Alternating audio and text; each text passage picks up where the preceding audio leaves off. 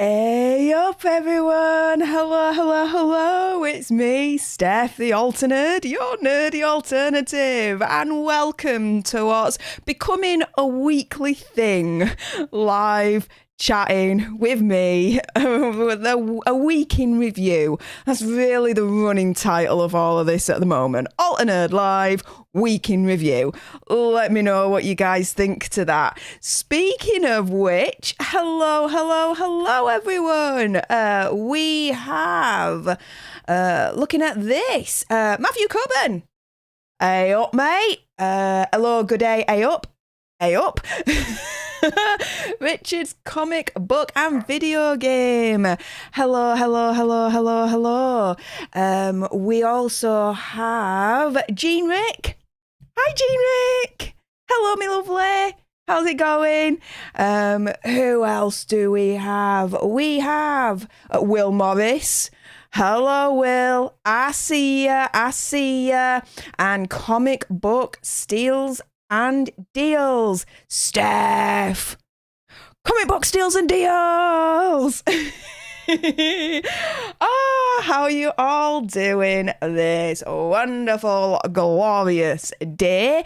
Sorry, I should have set everything up before I even started. I did, like 99.9% of it. But there we go. Now I can see absolutely everything that I need to see. That'll do. Okay, so with that being said, how y'all doing? It's been a week, hasn't it? If there's anything that you want me to discuss, I've got a few things, but if there's anything you want me to discuss or you want me opinion on, let me know in the chat. Hello, Kavari. What up? I see you there. Hello. But as a good little professional YouTuber-ish of the world, I wouldn't be doing my job if I didn't say the following. If you haven't already, subscribe to join the Alter Nerd tribe. We are one step closer to hitting 1,000 subscribers, thanks to Danny Perez, who subscribed within the last hour. So thank you very much for that. Your name is up in lights at the moment on this very screen. So thank you. Just to give you a little bit of an update though on that, last week the stream was absolutely amazing and we had a massive influx of new tribe members for the Alter Nerd tribe. But earlier on this week, don't know why, YouTube decided to delete them all pretty much. We were at 380, we're now at 344. Don't ask me how or why that happened. They've been deleting likes from videos as well. Again, I don't know how or why, but it's just so important that you support your favorite YouTube creators, whether that's me or anyone else. Subscribe, like, share, comment, all of that good stuff. It helps with the YouTube algorithm and it helps our channels and specifically here, our tribe grow even more. I know, right? And speaking of which, because we support each other over here, we don't tear each other down, we lift each other up. I would like to direct your attention to two channels. First one, of course, my lovely, and I'm so lucky to say friend, Mr. Andy Signor, Popcorn Planet. He just released a brand new video, guys. I know, right? Mads Mikkelsen wanted to speak to Johnny Depp about Fantastic Beasts. Yeah, actually, he wanted to. We all thought that maybe he just took it and didn't try and speak to Johnny Depp and figure out what was going on and all that. Like, he just took it, which is fair enough. You know, job's a job, don't get me wrong, but sounds like he wanted to reach out. So by all means, after this stream, head on over there. Plus, as well, I need to give a lovely, lovely, lovely shout out to one of you guys out there, Rich's comic book and video game. He is on 24 subscribers at the moment. I'm hoping by the end of this stream we can get him up to 30. What do you think? Can we get him another cheeky 6 subscribers? He's a lovely, valued Alter Nerd tribe member. I've been watching his videos and yeah, this one in particular, Popcorn Planet and all the other channels I support, he gave me a lovely shout out. Thank you very much, me lovely. So let's support each other, not tear each other down. No drama over here. Rich's comic book and video game. Let's see if we can get him another cheeky 6 subscribers. I'll be going back to his channel periodically just to see where we are and see if we can do some good and share the love. Why the heck not? But what are you guys all saying? So, Rich's comic book and video game. Speak of the devil, I'll be dismantling my computer much later tonight. Okay. The mothership. Yes, Will Morris. The mothership. Gene Rick, LOL. Yes, Popcorn Planet. Booyah. Yeah. Like what the frell. Yeah. Matthew's already seen Andy's video already. Perfect. Brilliant. And Will Morris, Rich. Woo woo. Jacob Hill. I adore you too. I appreciate you too. Thank you very much. You can't super chat though. No, unfortunately, my channel isn't monetized yet, guys. It is what it is. We need to get to 1,000 subscribers and have 4,000 watch hours before they will look to monetize the channel so you can super chat. But if you do want to donate and you are in a position where you are able to consider it, there are other options in the description bar below. You can use PayPal, Streamlabs, and also Cash App as well, if you are so inclined. There is something I do want to show you guys in a moment. Let me go back here. Hello, full screen and all. Let's see what you guys are also talking about. Constantly hearing that James Corden is a mean bit bad tard and full of himself. Is this the general opinion of him in the UK? Oh, well, we will get onto that later on when we discuss James Corden, because there's a lot going on at the moment with that dude. My mole keeps switching sides, or am I crazy? Nah, you're not crazy. No, it's just the way that I've set up OBS and certain scenes. Don't worry about it. It's all good. What is up? Comic book and steals and deals to Will Morris. Woo woo. He seems very much like Ellen. I don't think he's an Ellen, in all honesty, Paul Campbell. But who knows? Oh, he was working on a vid. Now you're back. Hey. Well, at least you're back now. Comic book steals and deals. So thank you very much for that. Oh, Gene Rick, I will definitely subscribe. We can do 6 more. Yes! Go on, Gene! Woo, woo, woo! And comic book steals and deals, doing great at Will Morris. Hope all is well with you as well, brother. Well, let us go back to Rich's comic book and video game. Let's just refresh. We were on 24 subscribers, and where are we now? 25! Yes! Growing. We're growing. Yay. All right, let's see. Can we get a cheeky 5 more of you out there? If you haven't already subscribed, get on over and subscribe. He's a lovely gentleman. But going back to, I see a few more coming up. Here we go.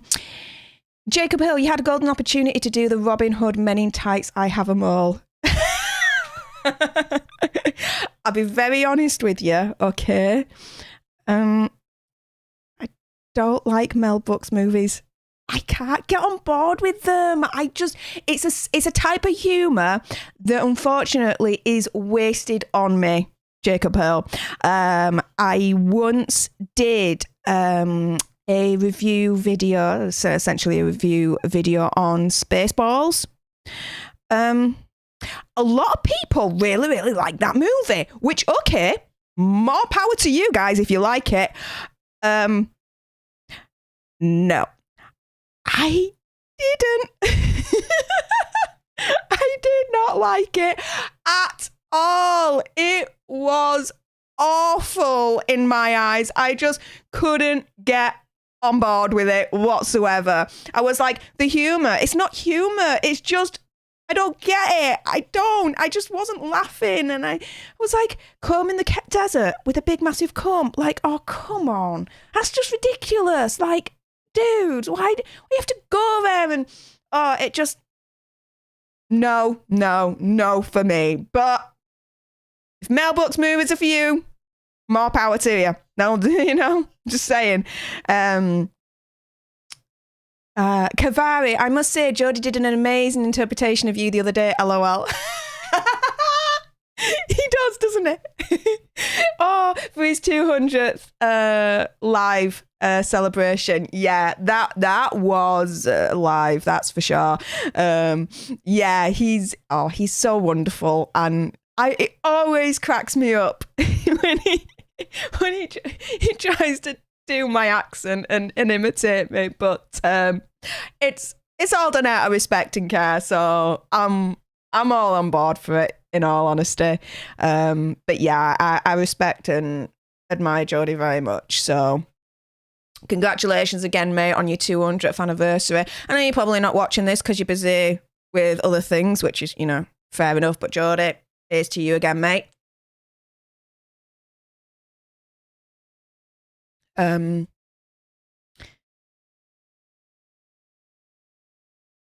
What else? Will Morris, James Corden is a bad guy. I think you're supposed to say, I don't think James Corden is a bad guy. Do correct me if I'm wrong. Nowhere near it. The segment in question wasn't even done with malicious intent. Food taste is subjective. Paul Campbell, Steph, ludicrous speed.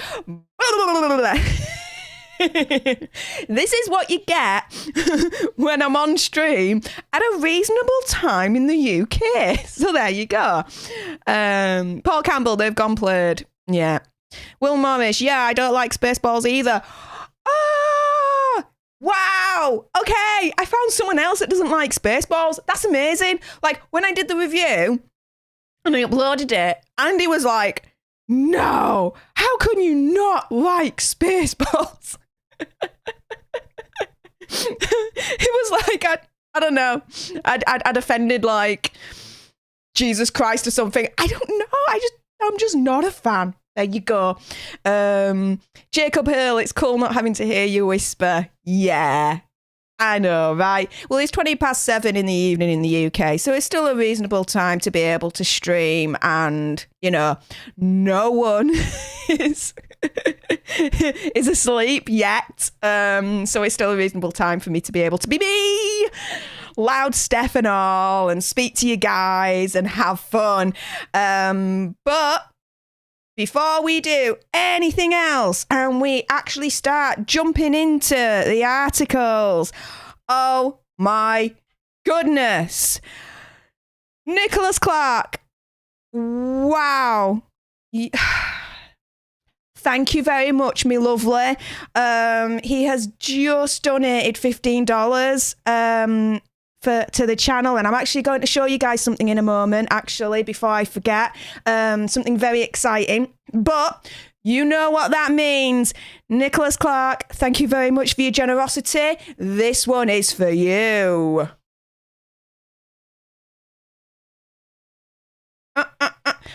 It is now party time. Oh, hang on. You see, that would have worked better if I actually...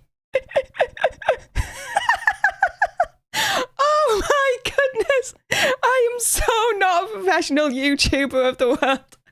What the hell? I'd put desktop audio on mute on OBS. So all that you just heard, you didn't hear at all, was basically the gist of it. So let's start that again. Nicholas Clark, thank you for your generosity. $15. I will show you something in a moment, you guys, where your donations have actually contributed towards something for the channel. I know, right? I'm going to stay true to my word. What can I say? But Nicholas Clark, again, let's go. This one is for you.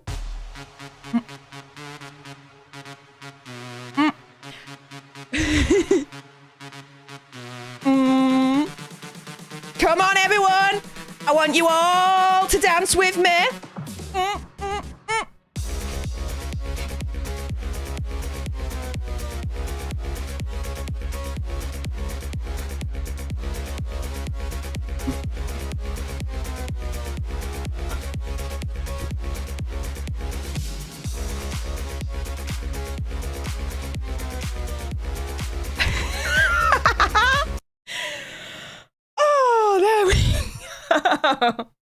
Much better, right? Oh, yes, Gene Rick getting the party started. Yes. Way to go, Nick. Yes, Will Morris. Comic book steals and deals. Thank you, Will. Will Morris, Dad's Party UK. Boom. Nicholas Clark. That was awkward. Just a tad. But at least my desktop audio now is not on mute on OBS. So I think that's the awkwardness gone out of the way there. Alter rock out. Boom. Matthew Coburn, loving that. Gene Rick, party, yeah. Party. Okay.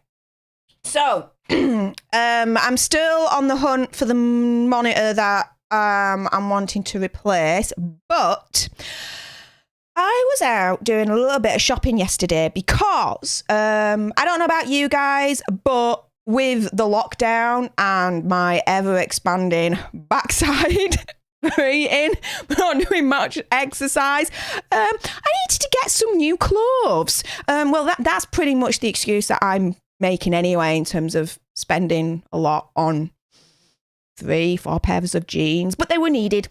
And so there you go. But I went to my favourite little techie shop and guess what I got? Hang on, there we go. There we go. Sony Cybershot DSC HX90. See here, it's X display. It is a £300 camera, but because it was X display and it was on clearance, I got it for £60. I know, right? I couldn't believe it when I saw it. It was actually on the shelf at like £120, but then they just gave me an extra 50% off because, you know, I was chatting to them and, you know, just being nice and treating them as human beings and whatnot. And, you know, they were really, really, really, really lovely. So shout out to Curry's PC World over in Leeds City Centre. You guys rock. And here is the camera in question. Yeah, you can see a little bit of my ring light. There we go. Oh, that's it. That's much better. There we go. So I will be using this camera for vlogging, I think, probably. But what I'll also be using this camera for is hopefully my main camera that will replace this Logitech one that you guys are seeing right now, the Logitech Brio. I'm just getting it all set up. I need to get...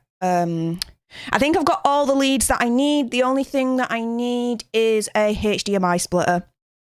But then that's it. I hope. And hopefully next week, this little baby will be mounted instead. And the visual quality will be even better. And to be fair, you guys, your donations have all gone towards this. So... Thank you. Really do appreciate it. So yeah, better visual quality coming soon, hopefully. But there you go. Let me have a look what you guys are saying.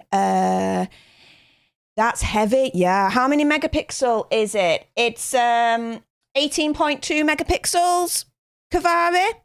That's a heavy camera. Yeah. Nicholas Clark. It is. It's got a lot of functionality on it. So it's definitely a good deal. And yeah, men should respect all women. Hello. Great deal. Absolutely. Yeah. Jacob Hill, what is the dream setup? Oh, bloody hell. The dream setup would be, well, I am on the hunt for another Samsung curved monitor, and my local tech shop didn't have it in. So it's and I just stumbled onto this anyway. So it's probably, just the way of life. It just happened that way. So yeah, getting one of those, and maybe in the future replacing Big Bertha, having 8 gig graphics card with 32 gig of RAM, 2 terabyte hard drive, with 1 terabyte HDD, and yeah, I could go on, but one step at a time. We will get there. I'm absolutely sure of it. But yeah, it is going to be really nice comic book steals and deals once it's all set up. I was hoping it'd be set up by today, but I need to get that HDMI splitter. So let's crack on, shall we? So here we go. Britney Spears has been in the news since she spoke out. Now, if you want to hear the audio and get some commentary on that, I direct you to Andy Signal's Popcorn Planet. He did an impromptu stream earlier on this week, and he went through it all with a couple of his guests, and oh my goodness, it is harrowing what she said, and what she says has been done to her and still being done to her. It's a thing. But anyway, on the aftermath of all of that, people are spotting major parallels between Britney Spears' testimony and Miley Cyrus's Black Mirror episode. Now, has anyone seen that Black Mirror episode? Do let me know in the chat. But it says that, for those not aware, she's been in conservatorship since 2008. Her father, Jamie, is basically overseeing absolutely everything, has been in control of everything. It explains the virtual appearance at court on Wednesday when Britney explained her side of things in terms of what has been done to her and her experiences. And, oh, my goodness, free Britney. Has never been so strong as it is right now. But after reading Britney's testimony, people were quickly reminded about the Black Mirror episode that featured Miley Cyrus. In the episode Rachel, Jack and Ashley 2, Cyrus plays a pop star called Ashley O, who is controlled by her aunt with regards to her career and her personal life. She's pressured to perform, has an entourage surrounding her, and is given medication when she begins acting up. She's later placed into a coma with songs extracted directly from her brainwaves. So let's just repeat that. In this episode, she's pressured to perform. She has an entourage of surrounding her that controls her, and is given medication when she begins acting up. Oh my freaking wow. Like, that is part of what Britney Spears was saying on Wednesday, right? And this was in a Black Mirror episode, the Miley Cyrus one. Like, that is creepy, awful. Whoa, like, dude, wow. It's like, You know how, like, The Simpsons, everyone says, like, The Simpsons, they have, like, some kind of crystal ball or something because they have predicted the future so many freaking times. You know what I mean? This, wow, is something else as far as I'm concerned because it's so specific. And this ended up being reality, being true with what Britney Spears said earlier on this week. Like, whoa. And it looks like I'm not alone. Twitter absolutely jumped on this like nobody's business. Emery, that Miley Cyrus Black Mirror episode was about Britney Spears. Hashtag free Britney. Jennifer at Jen Did, that Black Mirror episode of Ashley O haunts me to this day because I had a feeling that could have been what Britney Spears was going through. Hashtag free Britney. At Trust No One But You 6, we knew the Ashley O Black Mirror episode was about Britney, but we didn't know. No. Okay. At Bernadette Lindras, at Miley Cyrus's Black Mirror episode is mirroring Britney's life. Hashtag free Britney. In one scene, Ashley O tells fans, "My aunt has always controlled every aspect of my entire career." This is essentially, my father has controlled every aspect of my entire career, right? Wow. And now she has me right where she wants me, lying here, getting sucked dry, basically imprisoned. That is legit. Wow, that's what Britney said, right? That's nuts how this episode got it so wow on point. At the time of the episode airing, people compared it to Britney and other pop stars, but it now seems that viewers see the parallels even more clearly. Yes, we see it even more clearly because we've now heard from Britney and she's actually voiced, put into words, her truth, what's going on with her, what's happened to her, what they've done to her. Like, seriously, again, you could redo that sentence and say, for Britney Spears, my dad has always controlled every aspect of my entire career, and now he has me right where he wants me, lying here, getting sucked dry, basically imprisoned. Like, she can't go anywhere without getting permission from him. She can't fart, she can't breathe, she can't burp without getting his permission. And it seems like, from what she was saying, she can't even go on a nice little ride, like car drive with her boyfriend without his permission. Yo, what? Seriously? And she's in a conservatorship. Why? She can work, she can handle a big, massive, like, Las Vegas show, produce, perform every single night and all that lot. How can someone do that and then you claim that someone still needs to be in a conservatorship because they are not mentally where they need to be in charge of their own life? Oh, this is no. Legally, there's still a long road ahead, I believe, for Britney Spears to get released from this conservatorship from the research that I've been doing. But hopefully we're on that road now, guys. Taking to social media, one said the details in the episode of Black Mirror featuring Ashley O and Britney Spears' testimony are eerily similar, except one's fiction and the other reality. Boom. Yeah. That is basically what I'm trying to say. But that's saying it in such a much more succinct, simple way. Ashley O, fiction, Britney Spears, reality. But they're both saying the same thing. And another added, no one can convince me that the Ashley O episode on Black Mirror wasn't 100% about Britney Spears. See, there you go. But you can still watch it on Netflix, so by all means, have a look and see what the deuce is about.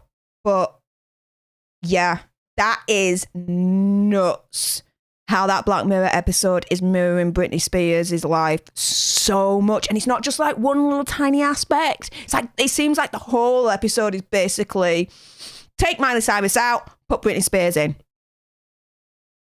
It just sounds like it's basically that. And that is scary. But what are you guys saying in the chat whilst I've been mouthing off?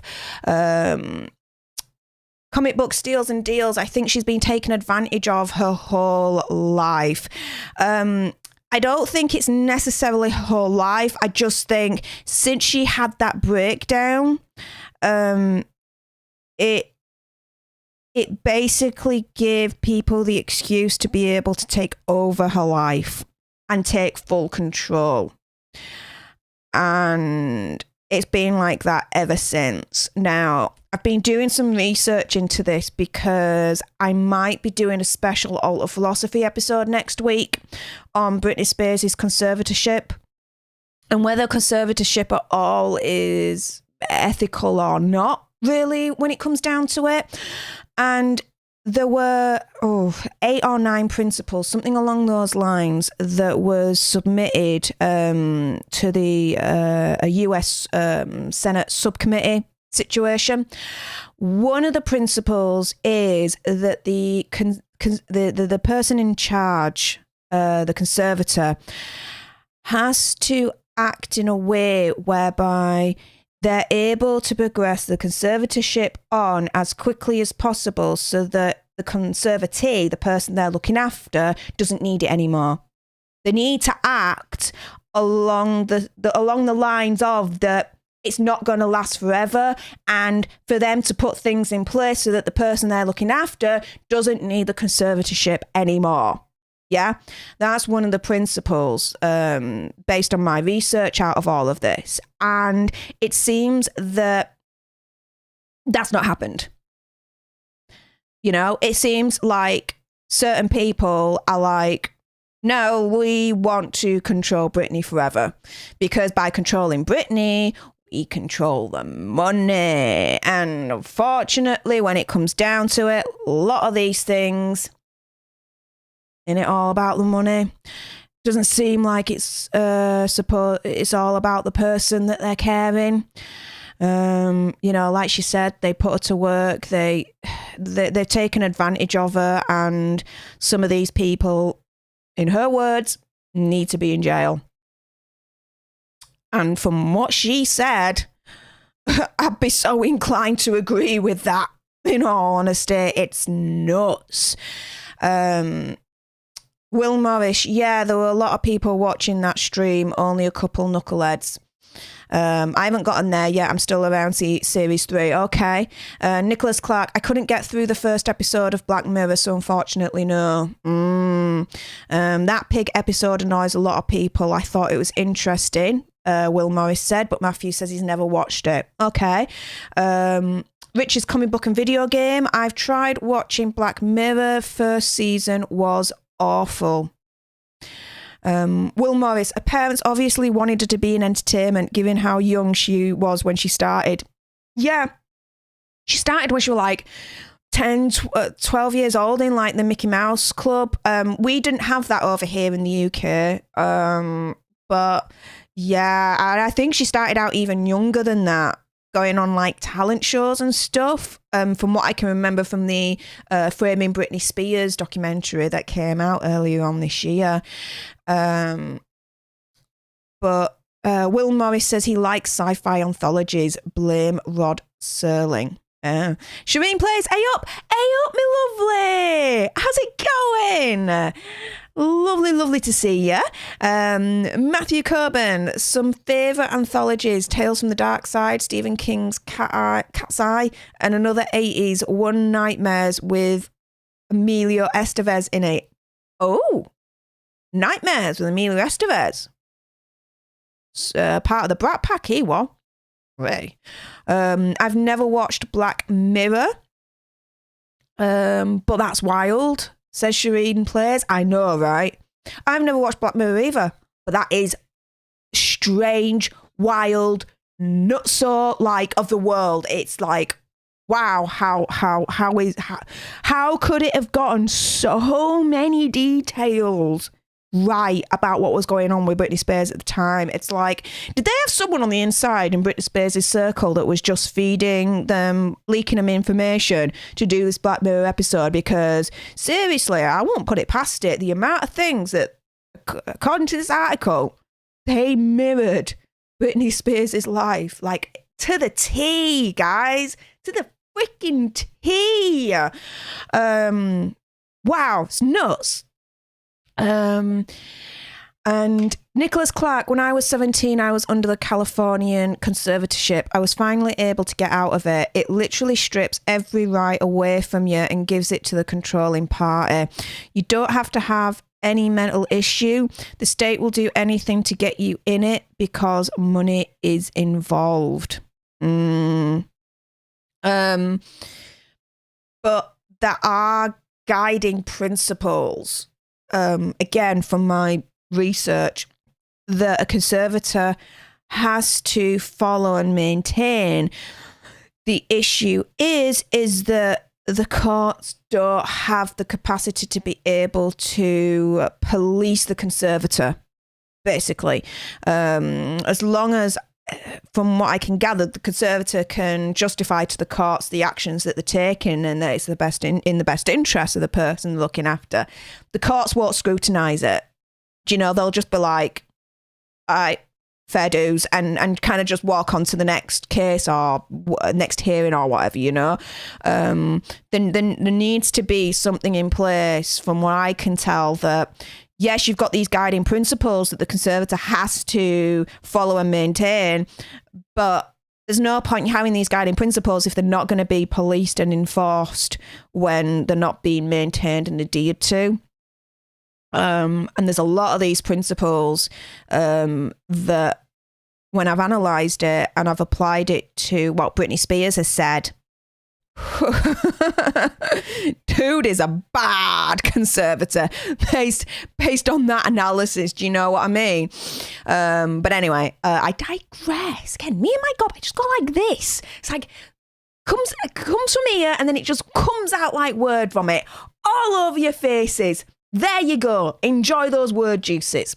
Shireen plays, it makes me wonder how many people are also in false conservatorships. I know it may be rare, but my God, it's terrifying. Yeah. Really terrifying. Over here, in the UK,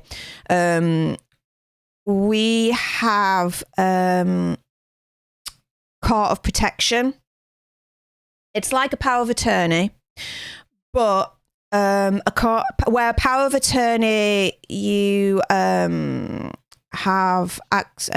access to certain assets of an individual where they are still, you know, mentally sound and everything, but due to circumstances, they just need someone else to look after it for a little while. You got that power of attorney. Court of protection is basically a US version of a conservatorship. It's where the courts appoint and grant a certain individual or group of people, let's say, to look after the person, the body, the assets of a specific person. But in the UK, it's more stringent. You have to jump through freaking hoops to get a court of protection order. Like, seriously, major freaking hoops.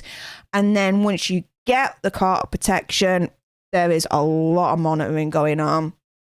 So it's made sure that the order is being maintained, adhered to the strictest ethical and legal standards. It is shocking and it is scary that, based on Britney Spears' testimony earlier on this week, that in her case, oh my goodness, major acts of nastiness. And I'm having to be very, very careful with my words, otherwise YouTube with their algorithm will ding this video and just won't be advertised as much. But you know what I mean.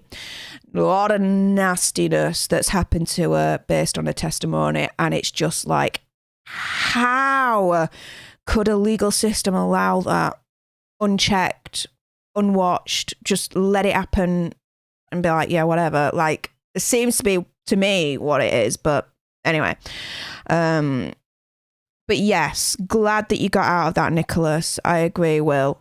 Glad that you got out of it. Matthew Coburn, dang, just beyond ridiculous that this can happen. Yeah. And Shireen plays, yeah, that's awful. I'm glad you were able to get out of it. And Matthew Coburn says that too. But yeah, I didn't know if you were still in it or not, Nicholas, so I didn't want to comment any further. But if you are out of it, freaking hell, congratulations on your freaking escape, dude. Because wow, it does sound like an absolute nightmare to be in one of those over there. Nicholas Clark, thanks guys. I am too. It's corrupt. Yeah. And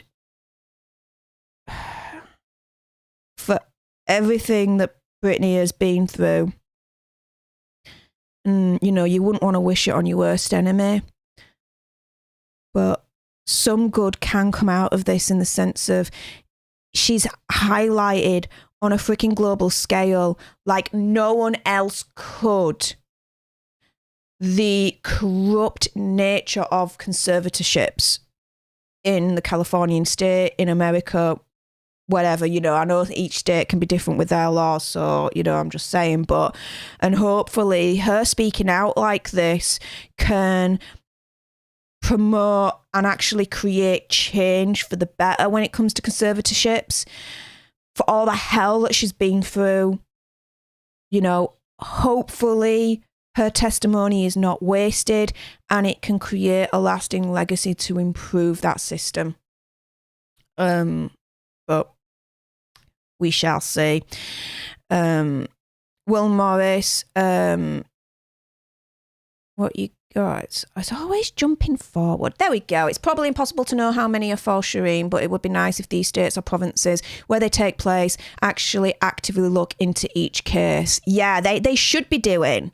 That's the thing, but the courts don't have the capacity to be able to scrutinise all the conservatorships on a regular basis as much as they need to make sure that the conservatorship still has the best interest of the person that's in their care at heart, and that they're doing everything that they can at the highest legal and ethical standards, and scrutinise it. Seems like they don't have the capacity for that. Shireen, yes, that needs to happen, and hopefully Britney has opened the floodgates. Exactly. Here's to hoping, yeah. Britney was fine until the Kevin Federline era, Paul Campbell. She wasn't fine before that.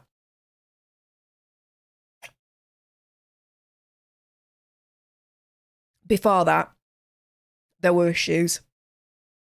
And there was trouble. You had everything that went down with Justin Timberlake and the humiliation that she had to endure when they broke up, and his song and everything. She was having issues and having a difficult time before the Kevin Federline era. If anything, the Kevin Federline era at the beginning probably gave her a little bit of stability, actually, and a little bit of a purpose, because, I mean, without that era, she wouldn't have her two beautiful boys, her two beautiful children that she absolutely adores and cares the world for, you know. So, you know, there is that. Good day, Sherlockos. Hello, my friend. Lovely to see you. But Paul, Shireen plays, no, Paul, we can't assume anything. There you go. Paul Campbell, well, I mean, she seemed okay. Well, yeah, but you need to remember that in terms of what we know publicly, at the very least, there were a lot of stuff happening even before Kevin Federline. As I mentioned, the Justin Timberlake breakup was brutal for her publicly. all the media, if you remember, all of them was like Team Justin. Britney Spears was the cheater and all this lot, and that she was the bad party. She was the person that wronged Justin. I remember that. I'm old enough to remember that. I feel old right now, knowing I remember that. It was awful what they did to her back then. I always thought that Britney might have had some postpartum issues that we've addressed. Will Morris, don't know about that.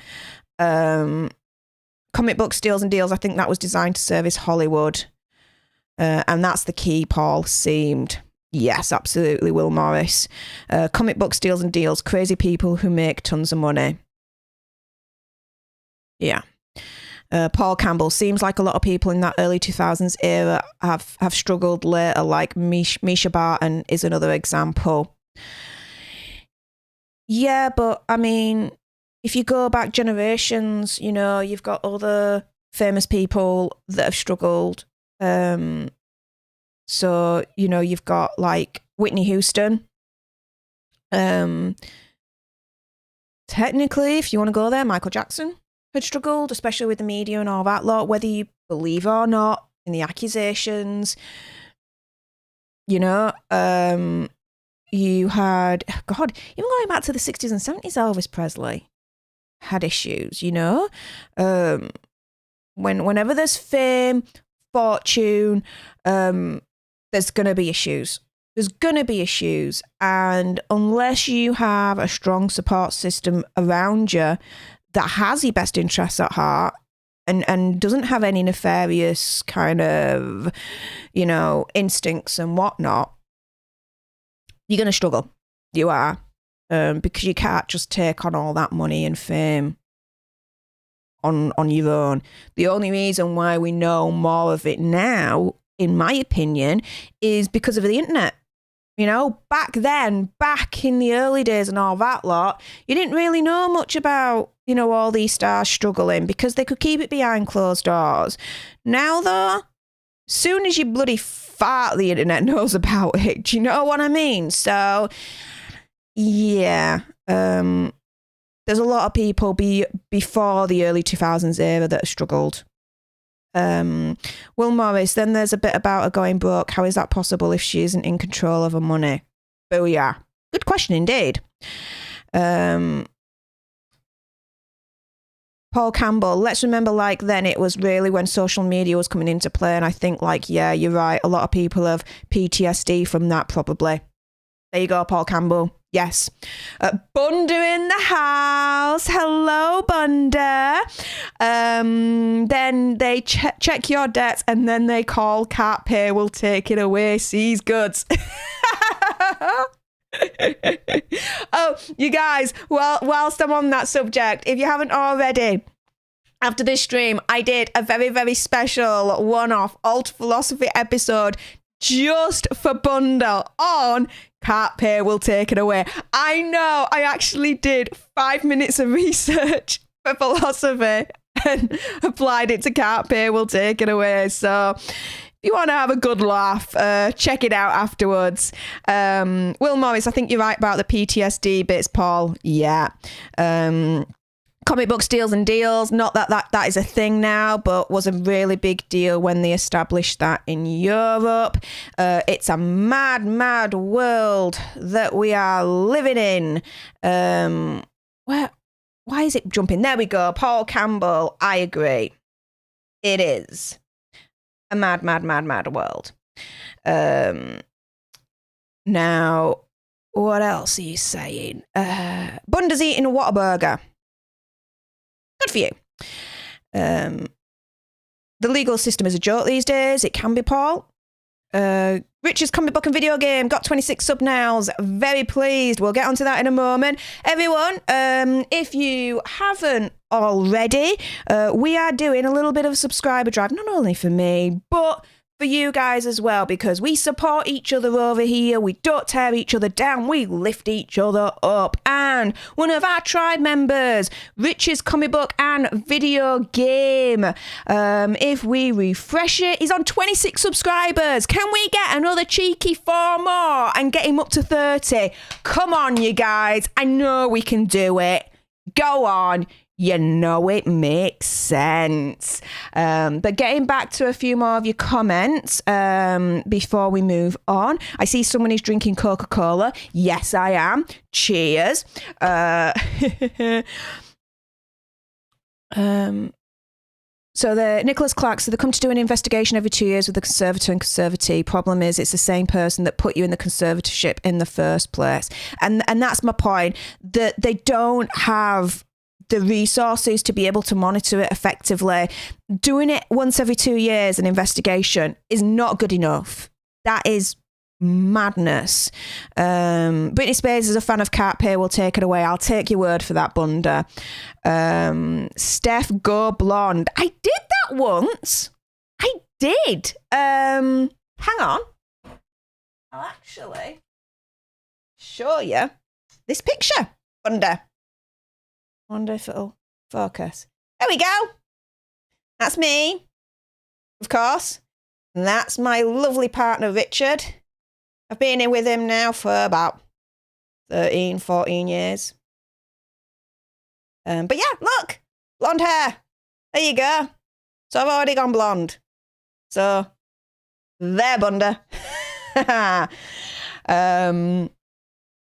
This is one of the reasons I think Michael Jackson fired his father as his manager. Can you imagine if Joe Jackson had control over Michael as an adult as he did when he was a child?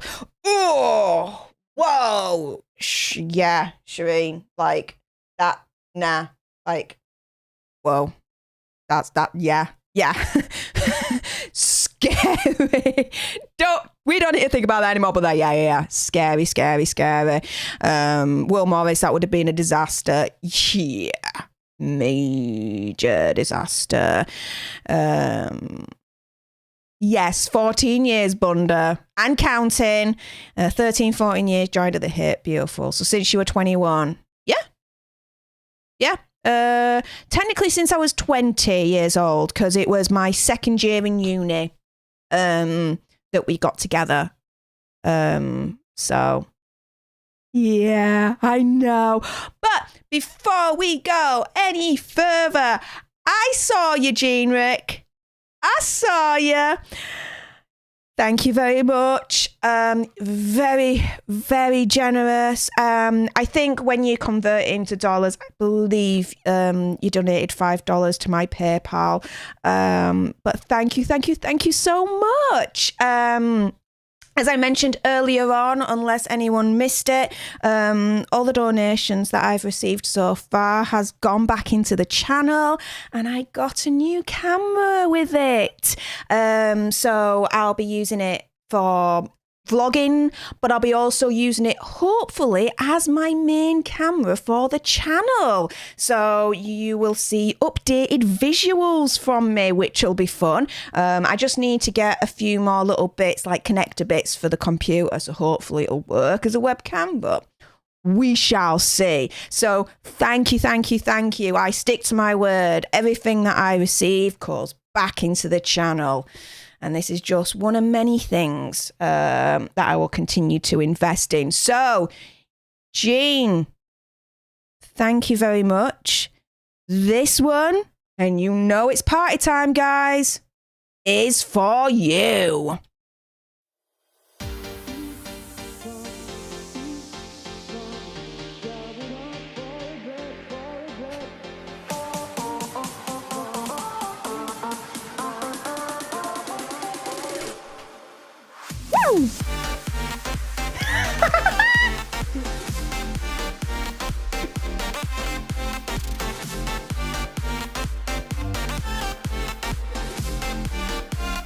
Party time over at the Alter Nerd.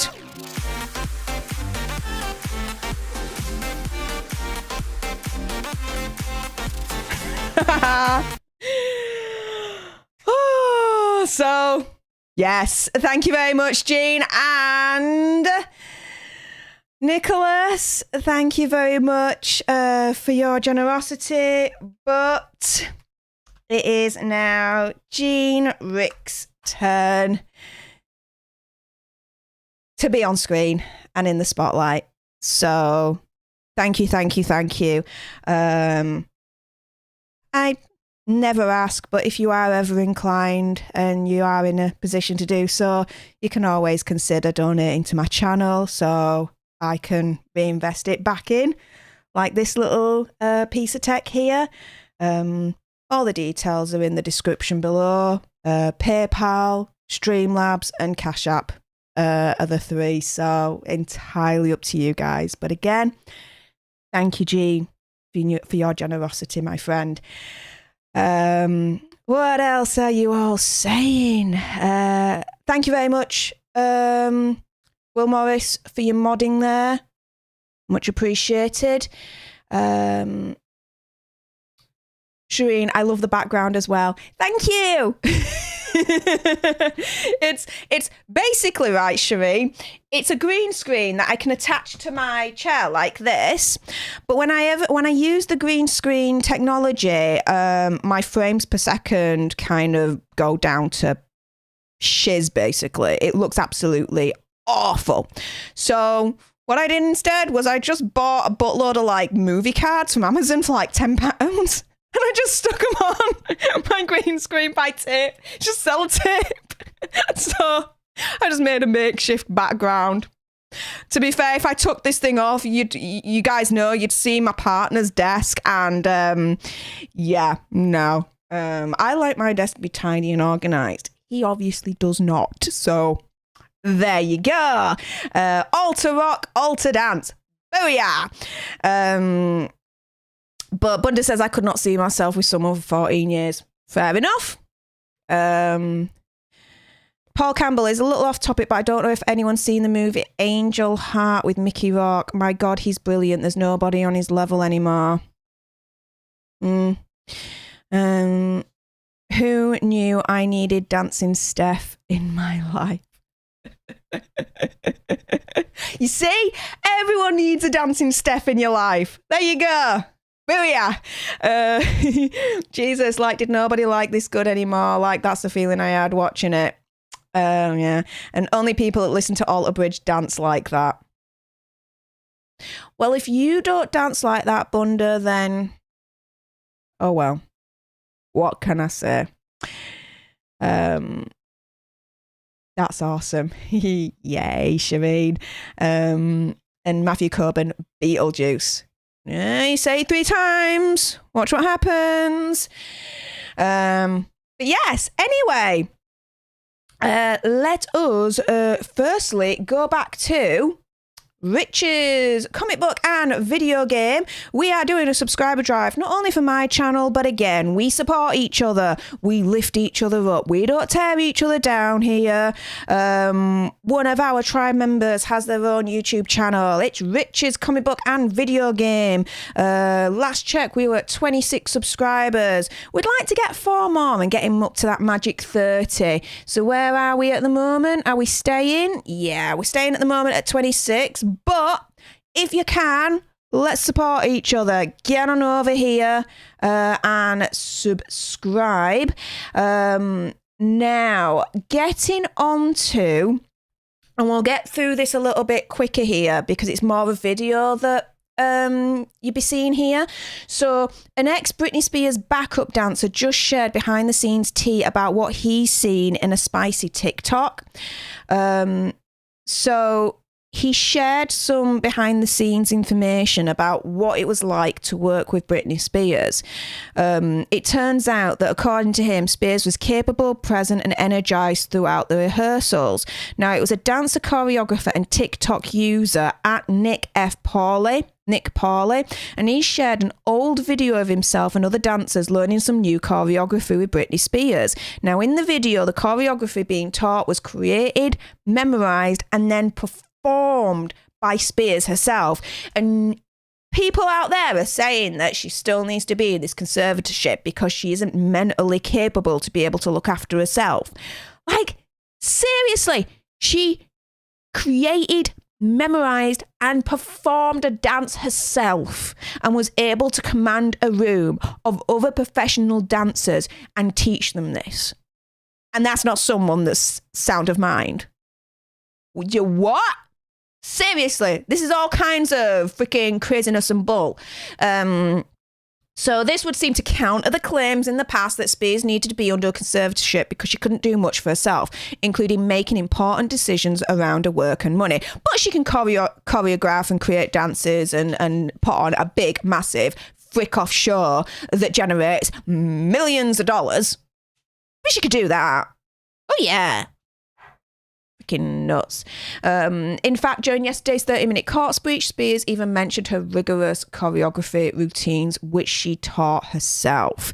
Now, this Nick Parley has shared one of these rehearsal videos with some insider tea as to how much Spears actually controlled the room. He says, "That's me right there, and I'm a first-hand witness to Britney commanding a room, making decisions, speaking coherently, and teaching us her own choreography," he says in the Tik Tok. "For years, I've been so confused as to why she was under conservatorship when she was acting like this. It's crazy to think that all the other times that she was acting weird, she was just on lithium. Free Britney." Hell yes, free Britney.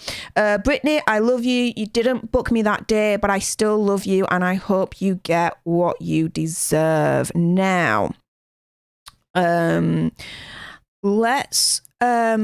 not actually watched this TikTok, so if there is some copyright music, I'm going to have to shut it down straight away so that this video and this stream doesn't get dinged. But let's have a gander, shall we, and see what the crack is all about. So, let's do that.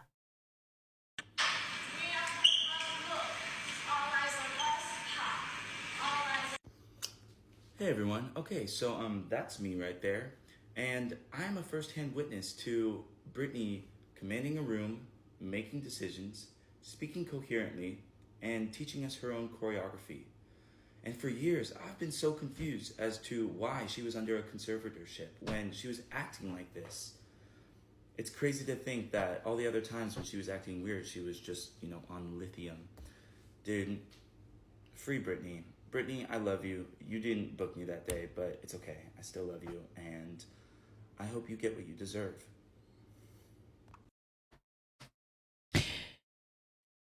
Yeah.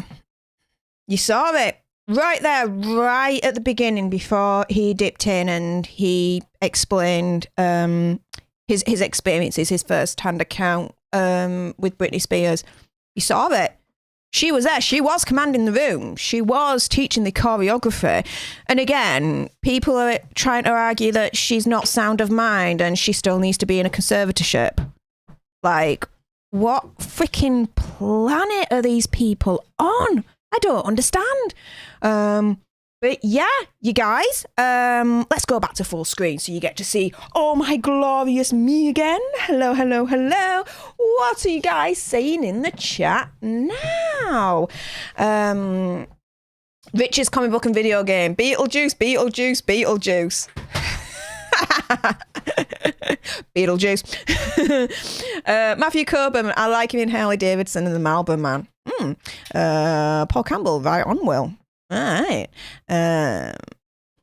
Like Rich, give him a sub. Thank you, Will. Much appreciated. Thank you for putting that link in. Comic book steals and deals. When I saw her documentary, which showed her in Vegas with her kids, I thought that was her decision. To know that it is not is just sick. Pardon me. Oh, hang on. I have a puppy and he's very demanding. And he likes to, whilst I'm streaming, just completely be like, I demand you to throw this ball and just put it in my lap. He wants me to throw it right now. So I think I should throw the ball, shouldn't I? There you go.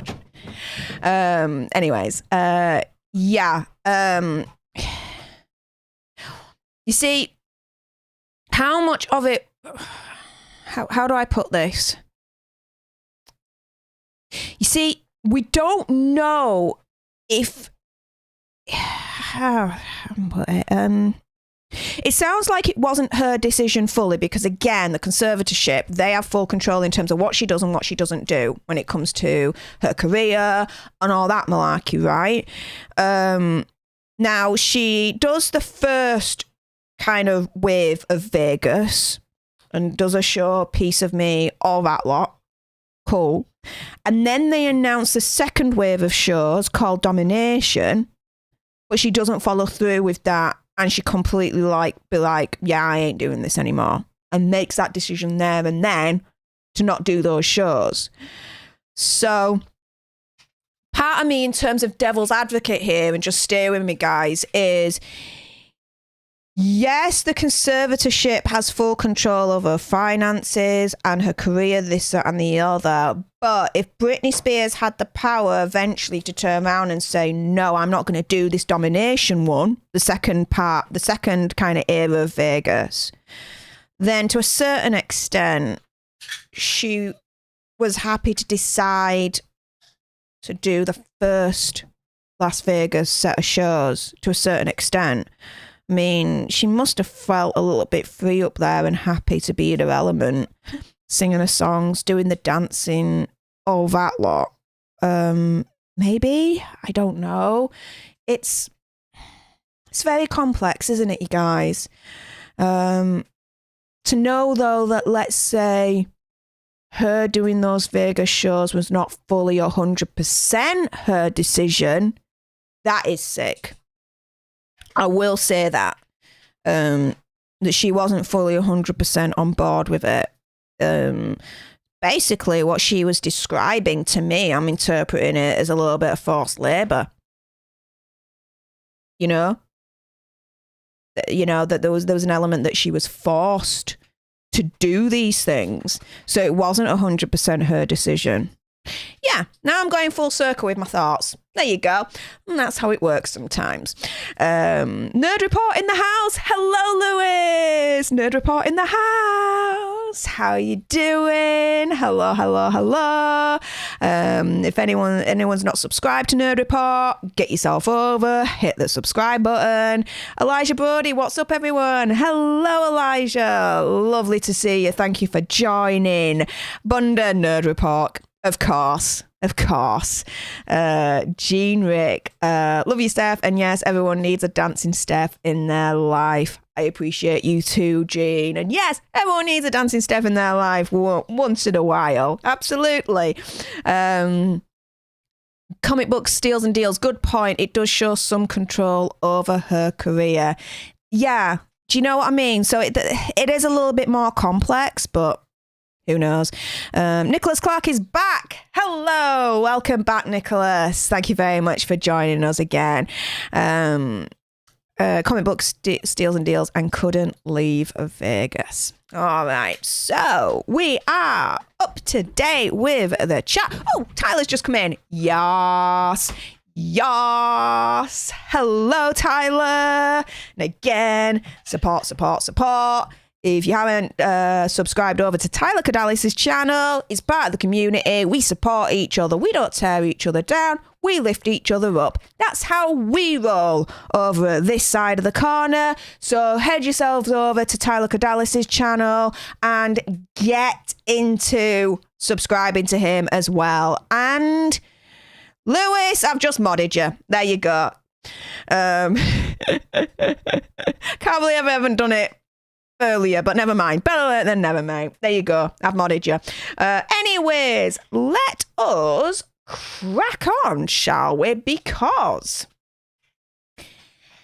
things are about to get freaking weirder. I know, right? So, there are other outlets that are reporting on this as well. But I use an ad blocker, and some of the outlets aren't particularly best pleased with that. Well, screw them. So I go over to the Daily Star, but there's a petition, apparently, to remove I'm not going to say it, but you can see it there. Assist segment. Yep. From James Corden's show. And apparently it's already reached 40,000. Yep. How?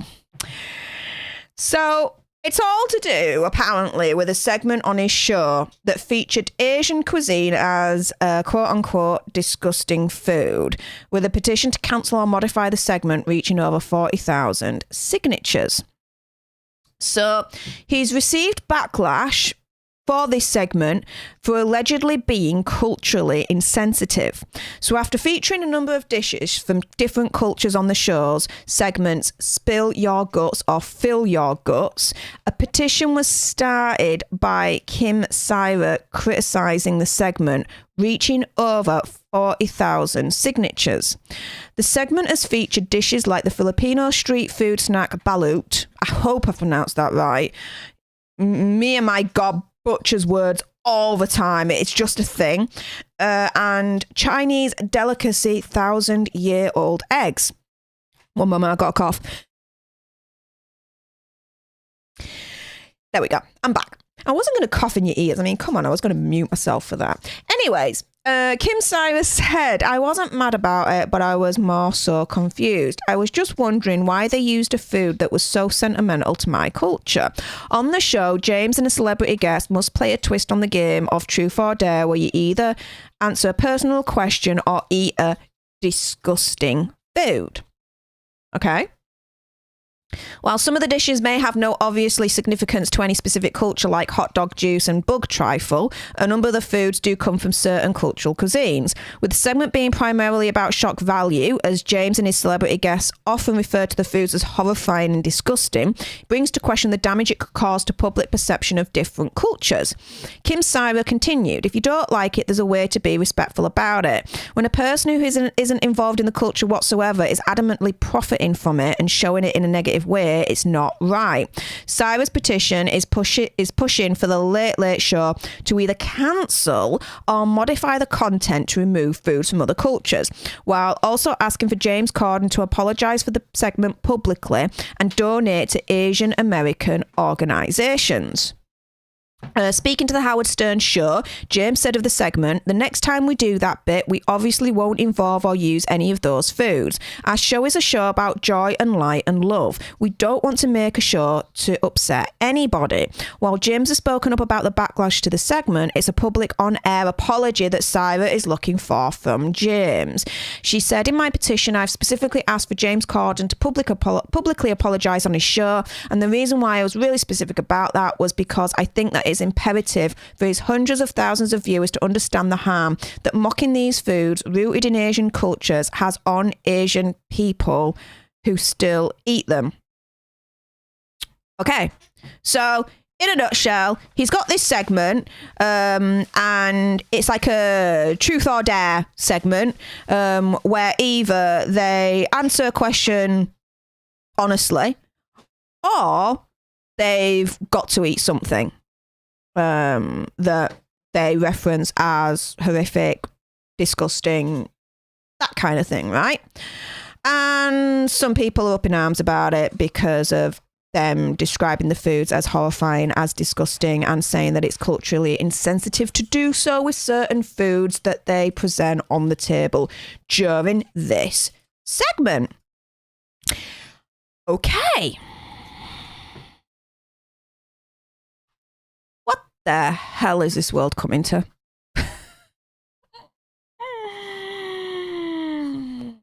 Wow.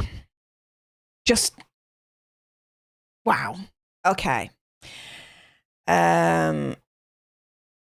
So we are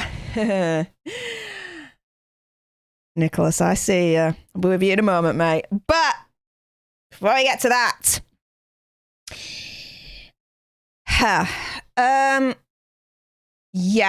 what is this world coming to?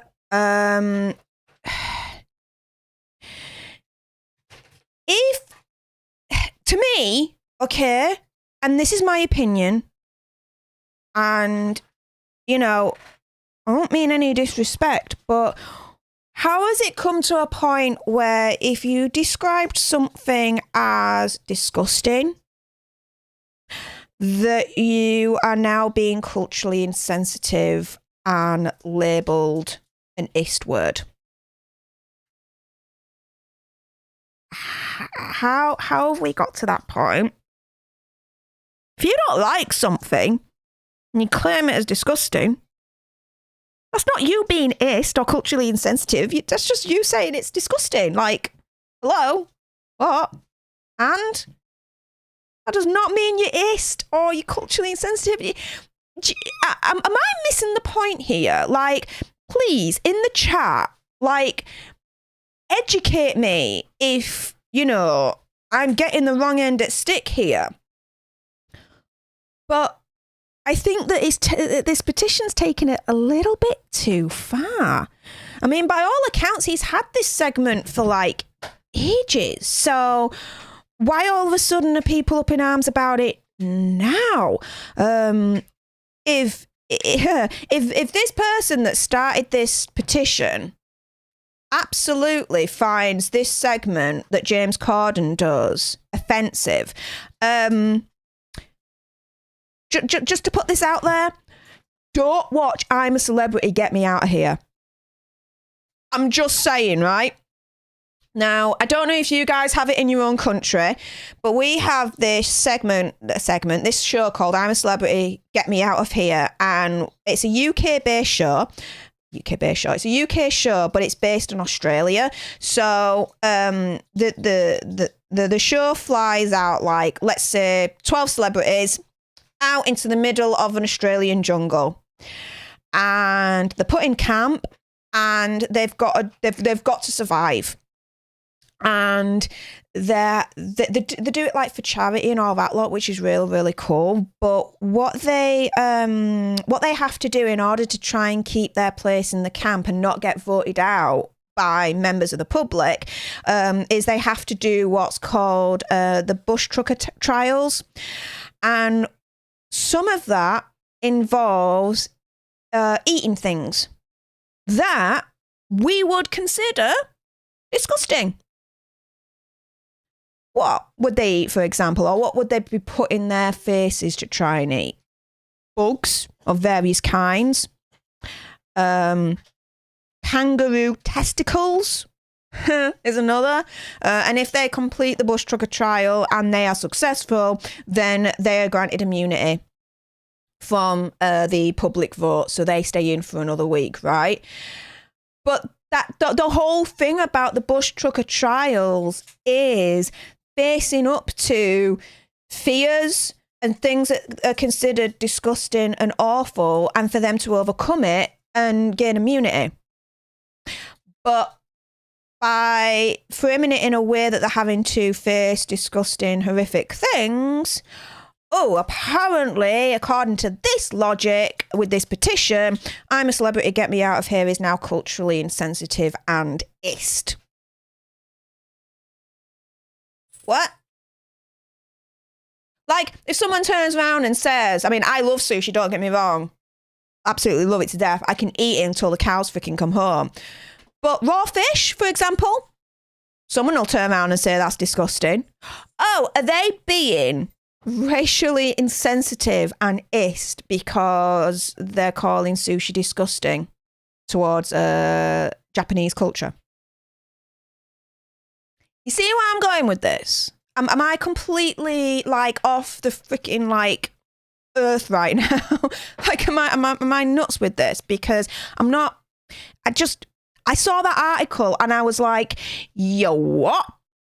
I'm sorry, but this is wokeness gone completely nuts and mad, in my opinion. And if someone has any more information that may educate me more, maybe change my mind, I'm all for that. Do let me know. But right now, that's kind of where my head's at with all of this. But what are you guys saying in the chat? Here we go. Nerd Report, sweet, I have the power. Yes, you do. You have the power. He-Man, I have the power. Sorry. Power of Grayskull. Right, sorry. I don't even know why my mind went there, but it just did. So there you go. You had that. Comic book steals and deals, Subtiler. Boom. Yes. That's what it's all about. I say it once and I'll say it again. We support each other over here. We lift each other up. We don't drag anyone down. That is how we roll over here. He nerd man. Yes, Matthew Coburn. Yes, exactly. Booyah. Tyler Cordalis. Oh, I thank you. Comic Book Steals. Yes. Bunda. Wow, you can't give your opinion on food anymore. Do you know? Exactly. Like, that's where my head's at right now. You know, if anyone, you know, I'm open to having my mind changed. Don't get me wrong, but that's where my head's at right now. You know, you call something disgusting and you're ist and you're culturally insensitive. Like, what? There've been other shows, like, freaking hell, Survivor. You can't tell me that on Survivor, they didn't do those trials and challenges where they had to eat something that was not, let's say, on the appealing side. Do you know what I mean? And now Survivor could now be considered as ist and culturally insensitive. Like, boom. No, it's going too far. Enough is enough. And now she's asking for his head on a plate, and that's wrong as well. To demand, basically, that, you know, no, him addressing it on the Howard Stern show is not enough. He needs to go on out on his own channel and apologise. No. That's wrong. That is wrong. No, you can't ask for his head on mind my pun, but on a plate. No, because in my mind, he hasn't done anything wrong. Again, this is down to him calling a certain food disgusting, apparently equals now culturally insensitive and ist.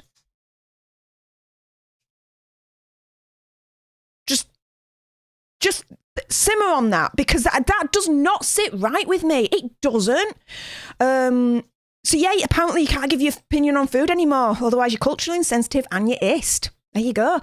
Paul Campbell, Steph, just curious, how did you connect with Andy Popcorn Planet and how did all that come to be?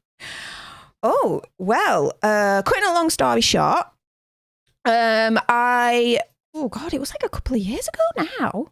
I know. Yeah. We come in August of this year will be 2 years.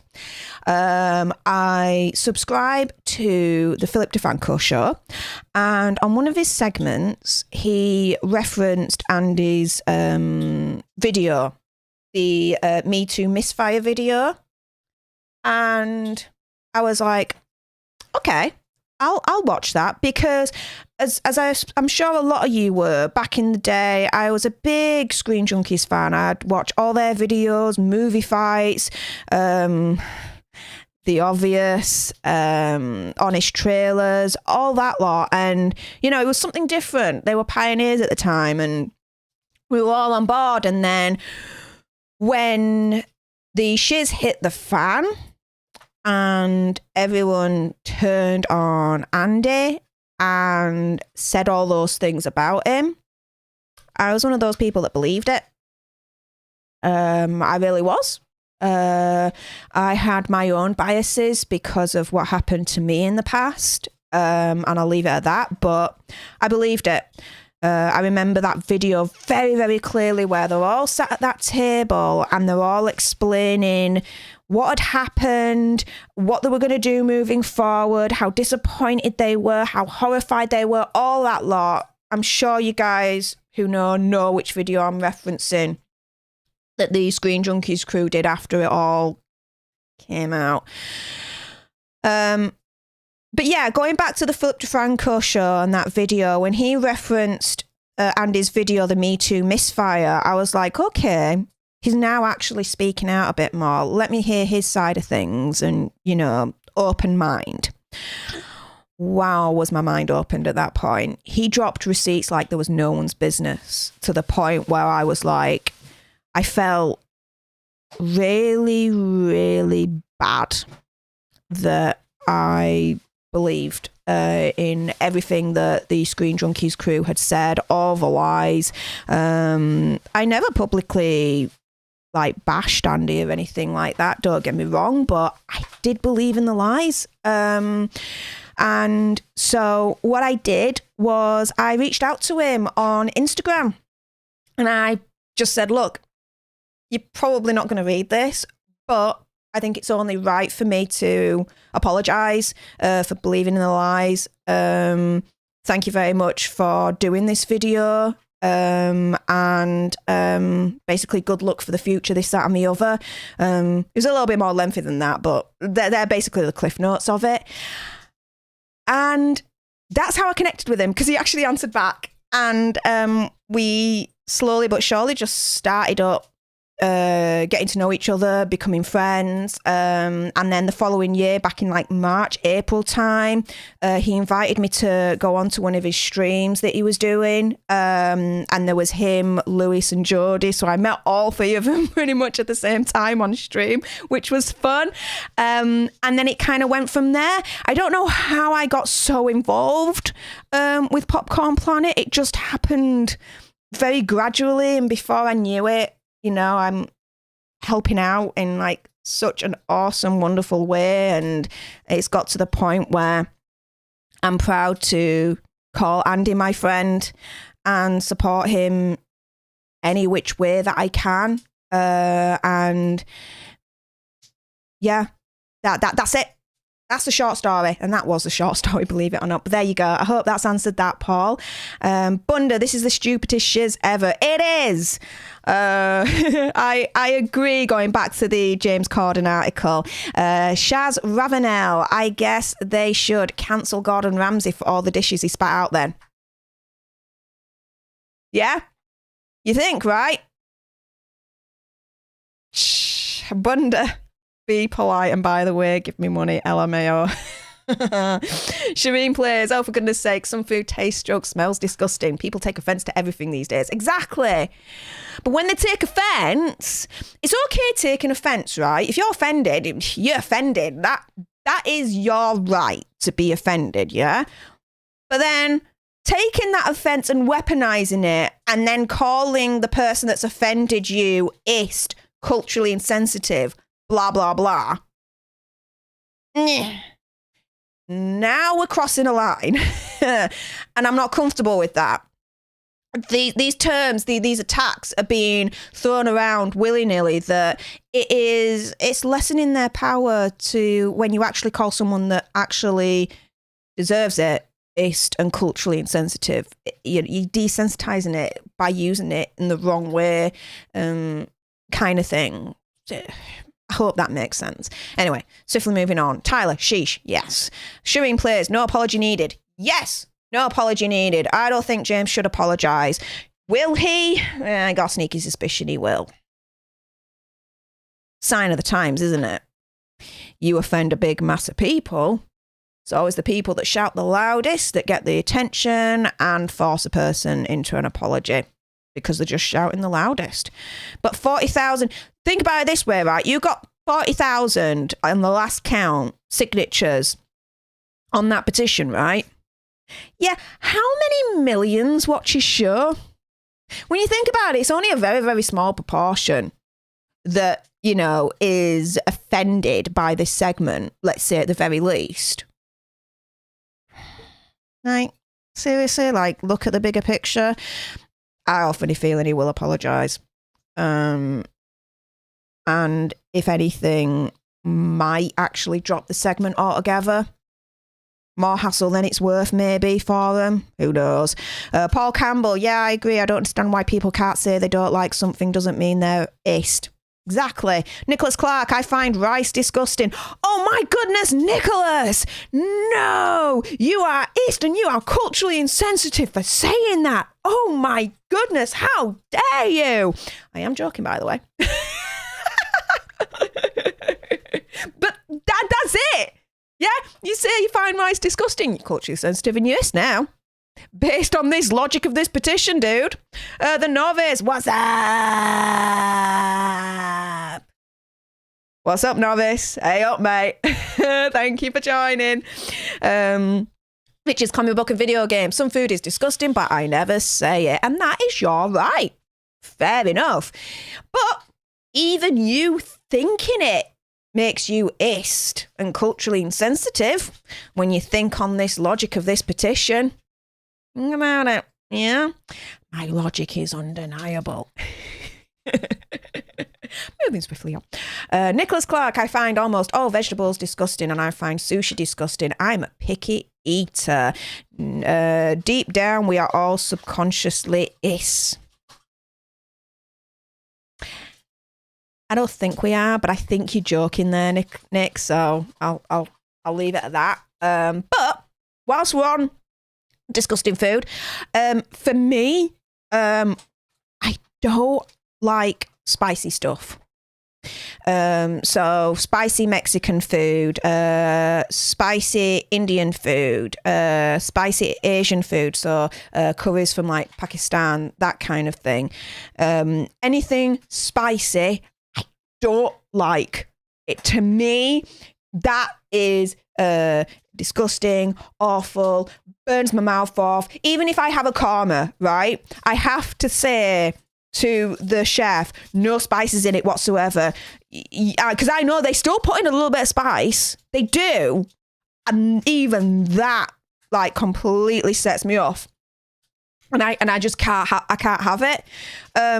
But yeah, me saying that food is disgusting and awful makes me honest and culturally insensitive, apparently, according to this article. I'm not. Yeah, that's the logic. That's the logic we're working with. Like, no, seriously, people need to think better. I don't.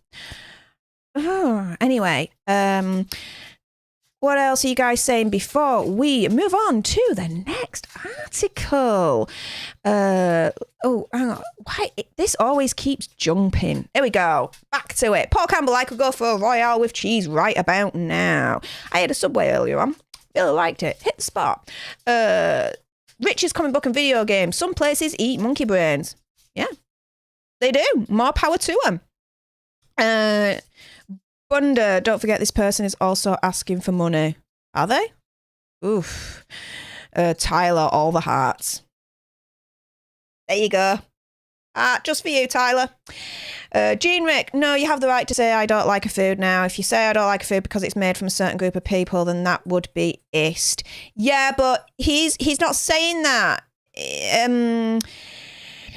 He's just on the segment saying, here's some food and it's disgusting and awful. But that's kind of like the thing of the segment. You either answer truthfully or you've got a forfeit. But he's not saying this is disgusting and awful because it's from this country. He's saying it's disgusting and awful food. Like, do you know? But yeah, Fear Factor. Ugh, the disgusting favourite. Yeah. Richard's comic book and video game. Never surrender to the woke mob. Do you know what? Sometimes ish, the woke mob do have a point. But, and there is a big but, usually, and they can't help themselves, they take it to an extreme. And then what they're trying to promote and make the world better for just gets lost at that point because they take it way too much to the extreme. And yeah, I'll leave it at that. Jean Rick, been wondering myself. Thanks for the question. I presume you're meaning how I got in touch with Andy and how we're friends now and all that lot. Yeah. Bunda, Steph randomly showed up on a date stream and the rest is history. I didn't just randomly show up, Bunda. He was like, I'm streaming and I think it's a reasonable time in the UK. If it is, here's the link, jump on. That was basically it. But that was after like a little bit of back and forth, just chatting and like, you know, on Instagram and whatnot. Nicholas Clark, to be fair, how you met Andy might make a good video. Paul Campbell, yeah, how did you meet? Fair enough. Let me, hang on, write that down. And if anything, might be that maybe I could get a certain Mr. Andy Signor in on the video as well. That might not be a bad idea. All right. Noted. let's be honest, the novice, the word blackmail is triggering to some people. Blackmail, how dare you, sir? It's rainbow mail. Oh, now I see where you're coming from. Or other shaded mail. Let's not pay attention to these people. Wow. Bunda, not everyone. I had Andy's back since day one. Day stream. Yes, you did, Bunda. And when I say everyone, I'm just meaning that as just hyperbole, because if you remember back then, because you will do, it did just seem like everyone in the world was like, Andy is this, Andy is this, Andy is this. Do you know what I mean? So that's why I use the vernacular of everyone. Yes, no, it wasn't everyone. And yes, you did have his back since day one. Abso-freaking-lutely, dude. But yeah, I take your point on that. Rich's comic book and video game, I believe Andy. Boom. Yes. And you'd be surprised, there's still a huge number of people that don't believe him. Even though he's dropped all the receipts and he's given the proof out there and everything, they still would prefer either to believe in the lie out of their own preference, or they just don't know, haven't seen the evidence, you know, who knows? But there's still a lot of people out there that don't know. So we need to spread the word far and wide. Andy is not the monster that everyone made him out to be. And if anyone asks, just direct them to the Me Too Misfire video. He drops all the receipts there, all the evidence. Did he make mistakes? Of course he did.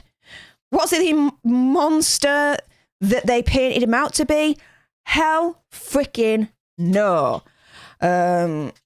Yeah, I'll freaking defend him until I die, kind of thing, because people that let's put it this way, and I'm just talking generally now, not specific, but people that create false accusations of this kind of nature are evil, and they're just evil. It makes it harder for real victims to actually be believed when there's others out there that falsify it and lie.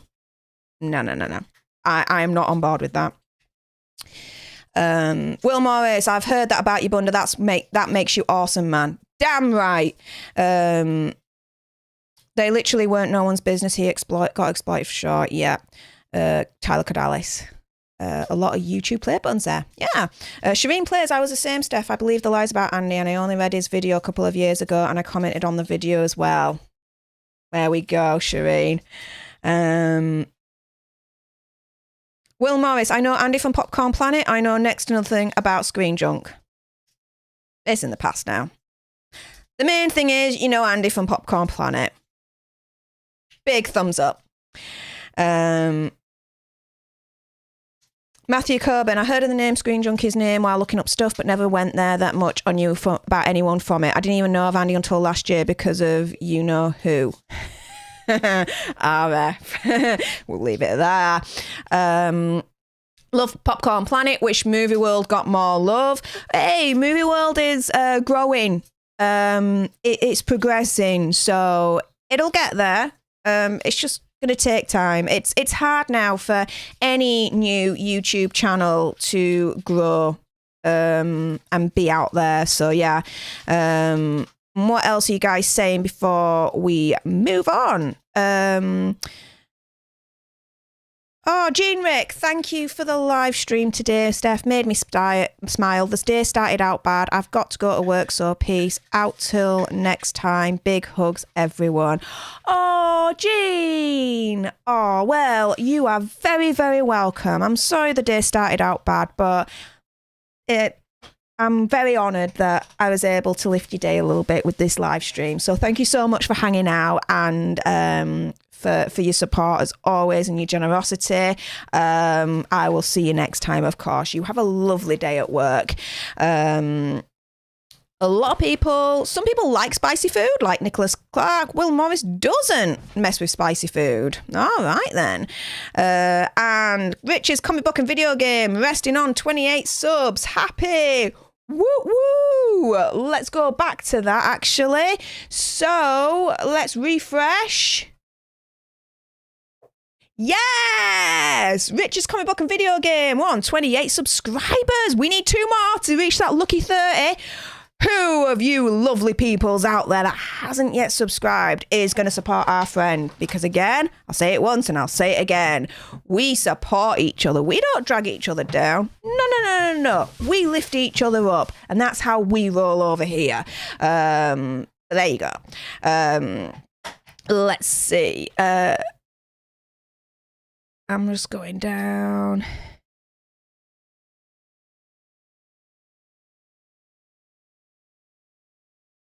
Richard's comic book and video game. After her sub to Popcorn Planet, I looked everything up about Andy and what happened. We're all human and we all make mistakes. Yeah, we do.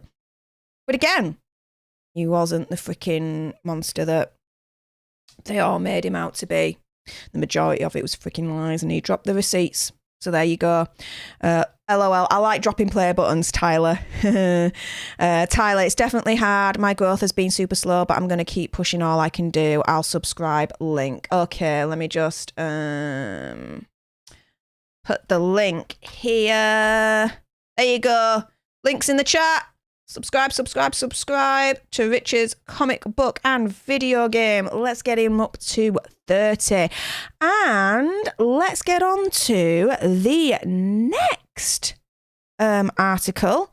Oh, now it's loaded up. There we go. So, Kanye West. Yeah, him. Yay. Of the Yay fame. Yay Fisher. You heard right. Freaking idiots. Anyway, if you don't know what I'm referencing there, that's probably a good thing. Kanye West sues Walmart for allegedly copying his foam runner shoes. The rapper has reportedly accused the retail giant of ripping off his sneakers. So apparently, Walmart's in a little bit of trouble. He's filed a lawsuit against Walmart, claiming hundreds of millions of dollars in damages for apparent imitation of his foam runner design and reselling their product at $24.99. He debuted the shoes in 2019 with $75 pairs quickly selling out and now comprising a resale value of more than triple the RRP. Legal documents claim that he sent several warnings to Walmart to pull the product off their website, but his request was allegedly refused. They are advertised on Walmart's website as Summer Beach Shoes Foam Runner and feature various colours. Walmart's unauthorised exact copy has sizes for men, women and children. It follows West and Walmart being embroiled in legal troubles earlier this year when the retailer sued the rapper, claiming that his Yeezy logo was too close to their logo, which features Ray-like illustrations. So for me, it's like, this seems to be like a retaliatory kind of suing situation from Kanye. Kanye's like, yeah, you're going to sue me? Dude. Right back at you. Like Walmart, aren't they like the richest, most like powerful family in the freaking world? Pretty much. Like, you know, or at least in America at the very least. And Kanye's like, yeah, I'll take you mofos on. Why the hell not? Wow. Yep, he's taking them on indeed. So earlier this month, West's manager appeared to hint that the rapper is currently working on a new album titled West Day Ever. Follow up to the record back in October 2019, Jesus is King. I don't even know why I just thought on my partner then. But Richard is king in my life. But apparently for some, Jesus is king. Fair play. But yeah, with West's much anticipated Donda album failing to materialise as promised back in July 2020. So you got two rich people, Kanye West and the people of Walmart, suing each other. Walmart saying that Kanye West is using a logo close to theirs, and Kanye West saying that Walmart is basically selling sneakers that's basically a giant rip-off of some of his Yeezys or something along those lines. Wow.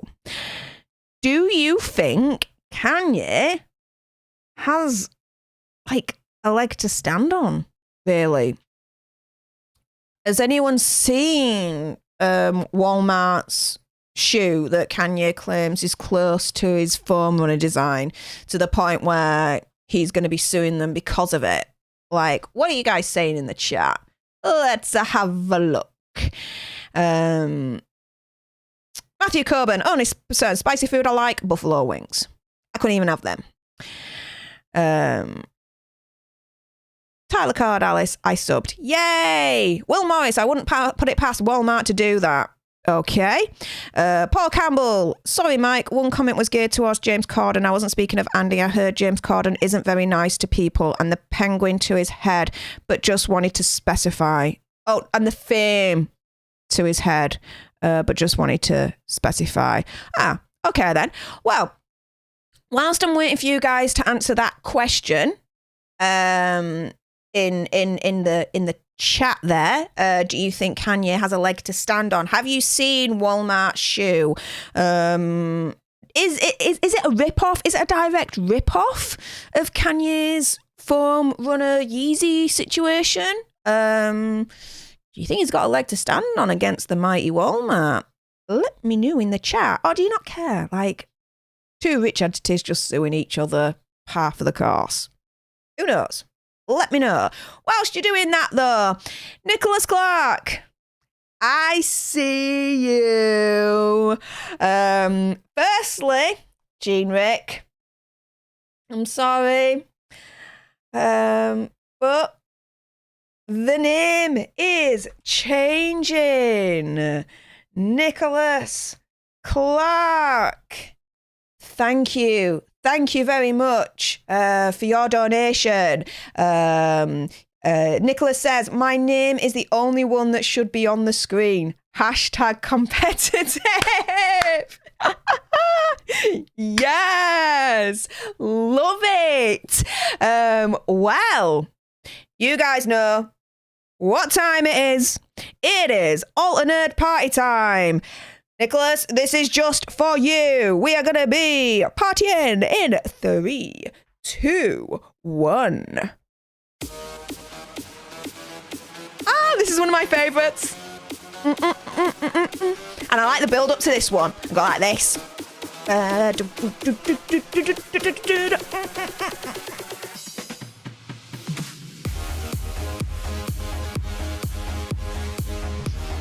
And I just nearly headbutted the mic. Why the hell not?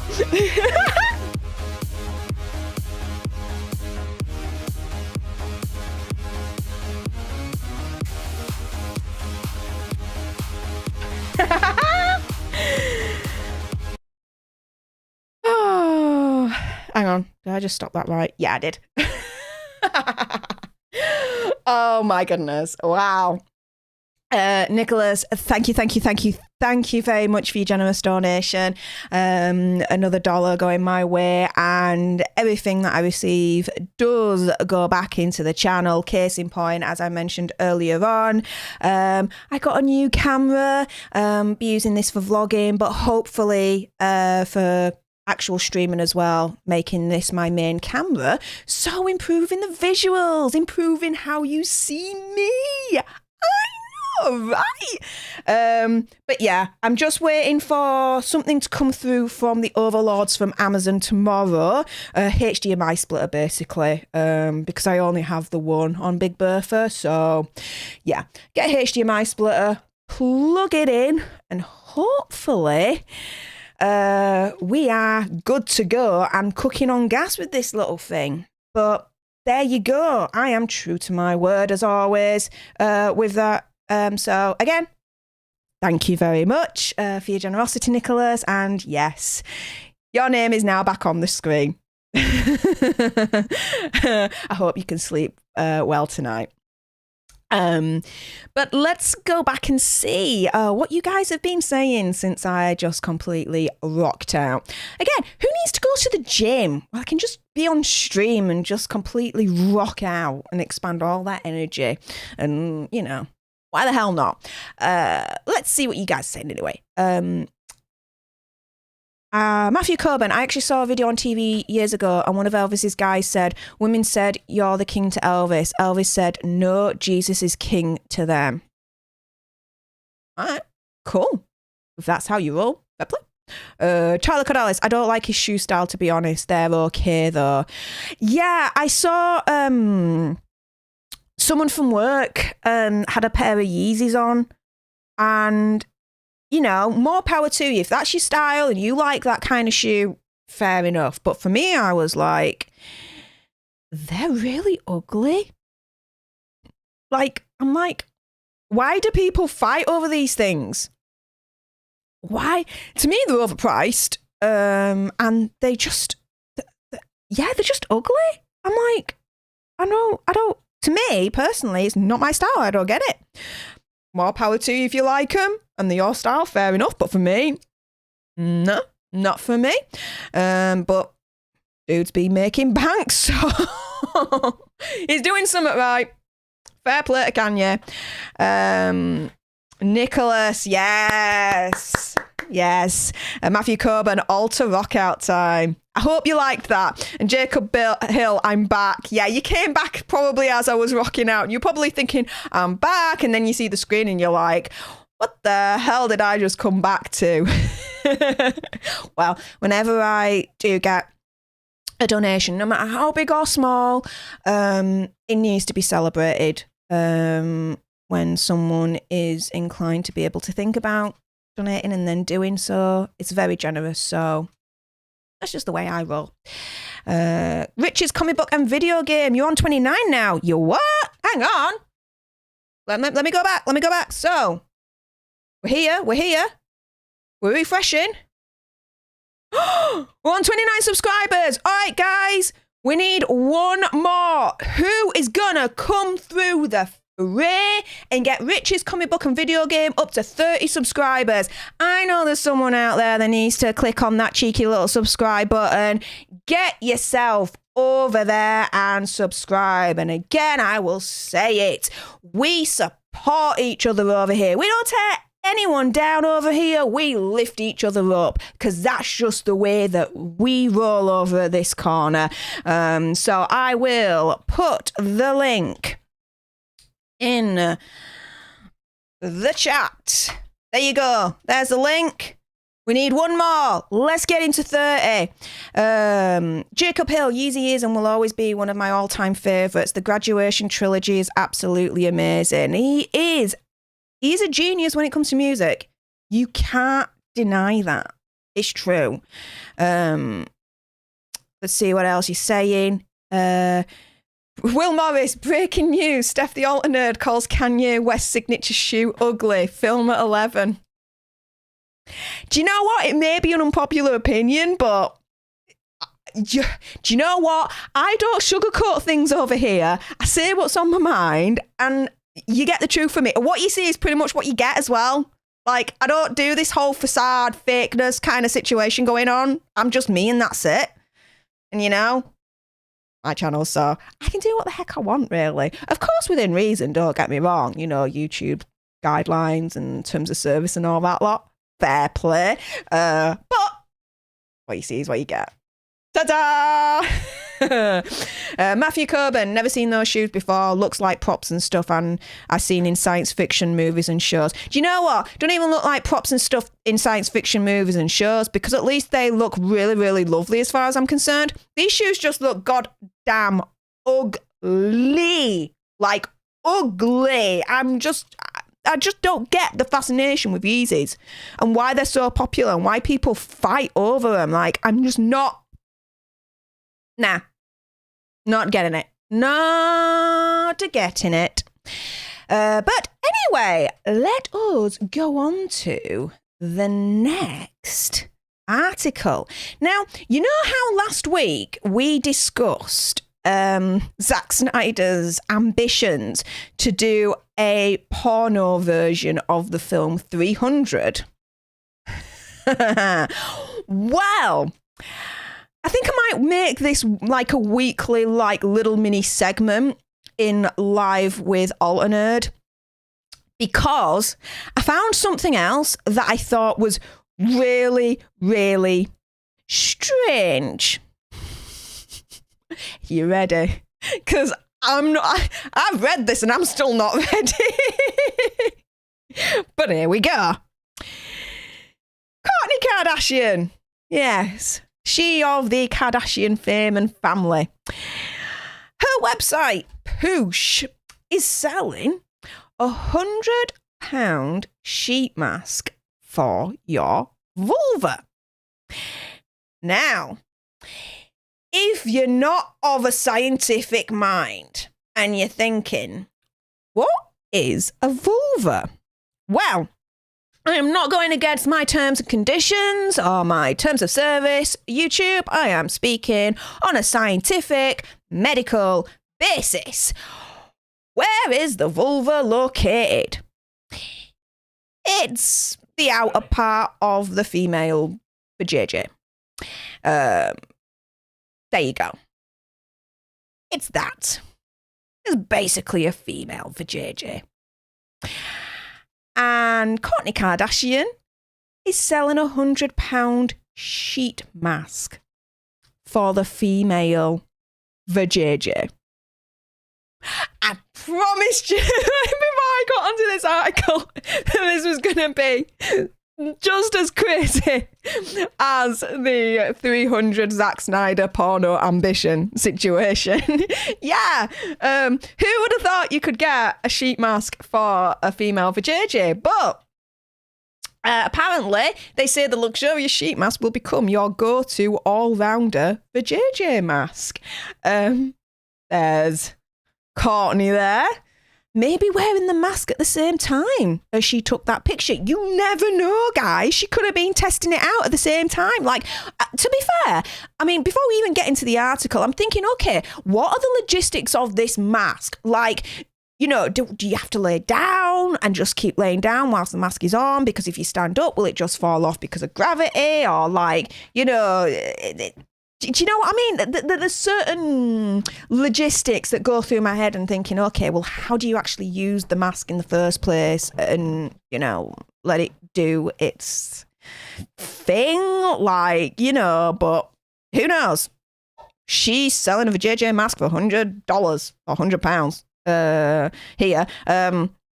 Despite the fact that countless experts have repeatedly told women not to put any beauty products on their bits, Kourtney Kardashian's website is selling a £100 sheet mask for your vajayjay. The entrepreneurial member of the Kardashian family is peddling the item on her website, Pooch, which she says is a modern guide to living your best life. Do you know what? This isn't out of the realms of possibility that this would be something like... Oh, why have I just completely...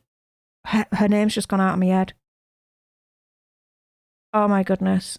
Hang on. Give me one moment. See, I am a professional YouTube-ish of the world. Yeah,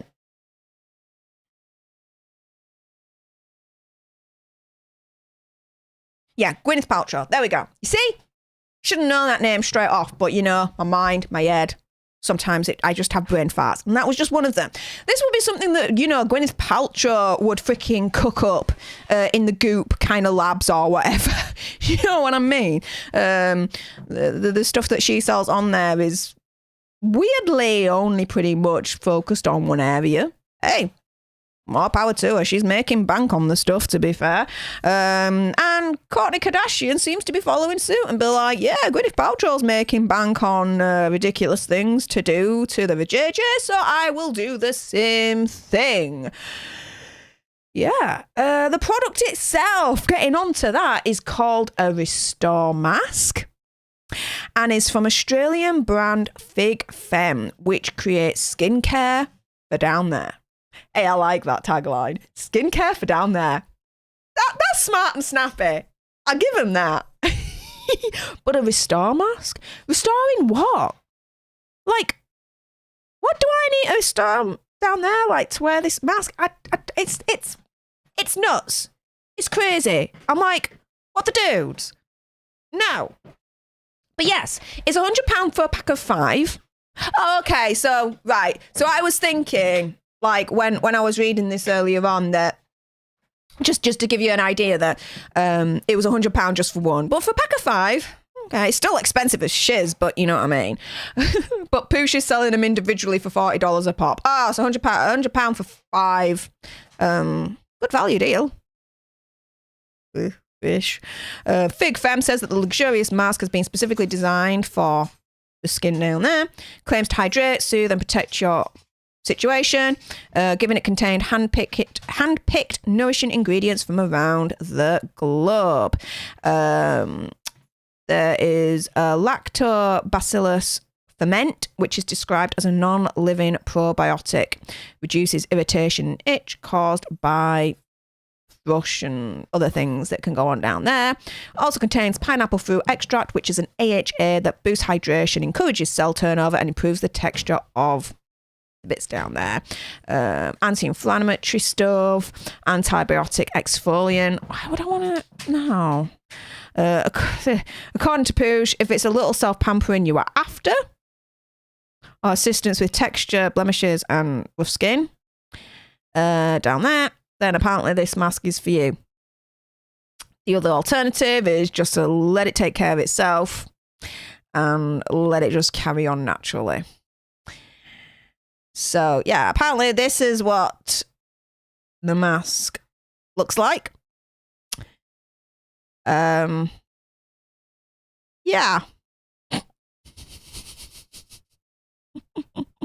When you thought the world couldn't get any crazier or nuts, we have this. What the deuce, guys? What the freaking deuce? No, I am a woman. I do not endorse this. Like, this is nuts. If you've got £100 spare, right, and you want to do a little bit of self-pampering, I swear, don't do this. You don't need to. Like, we've been living hundreds, thousands of years without this situation where we need a mask for our below bits, yeah? I think we can, like, carry on and, like, be like, oh, that's the thing you do in there, and quickly move on. You know, like you see something in the window and you think, and then you move on.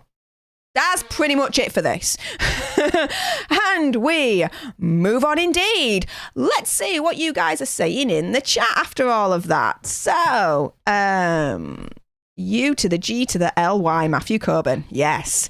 Shireen plays, all of Kanye's products look awful. I don't get it either. And Will Morris says those foam shoes are really uneasy on the eyes. Yes, they are. They're all referencing to our last article that we discussed just before this one, which was the Kanye West suing Walmart, basically for imitation of his shoes. Whatever. Will Morris, Strange Tales from the Alter Reality. Hey, I might actually use that. Hang on. But, yeah. I like that, Will. Thank you. Strange Tales from the Alter Reality. Yes, I like that. Matthew Coburn, holy shnikes. Will Morris, I know what one of those things is. And LOL, wow, this took a turn. Yeah, you don't know what you're going to get on my channel. I am very, very much, boom, I'm going to shock you with something that's so freaking interesting, but crazy at the same time.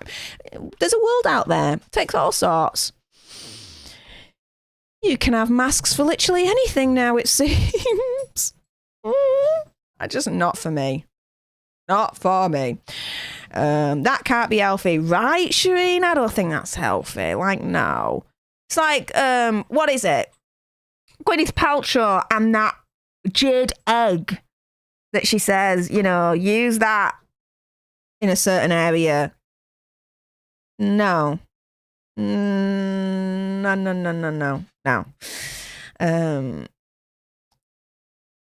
And then, congrats on hitting the magic number, Rich. Rich's comic book and video game. Thanks again, Will. Excuse me? Hang on. Whoa. We're refreshing right now. Have we hit the magic number?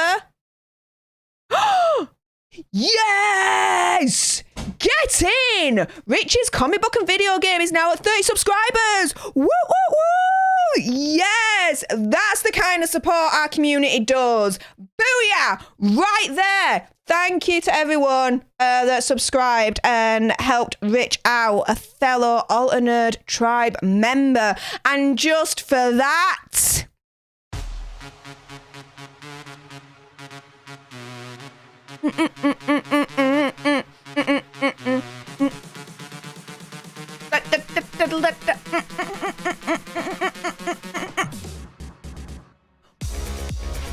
Woo!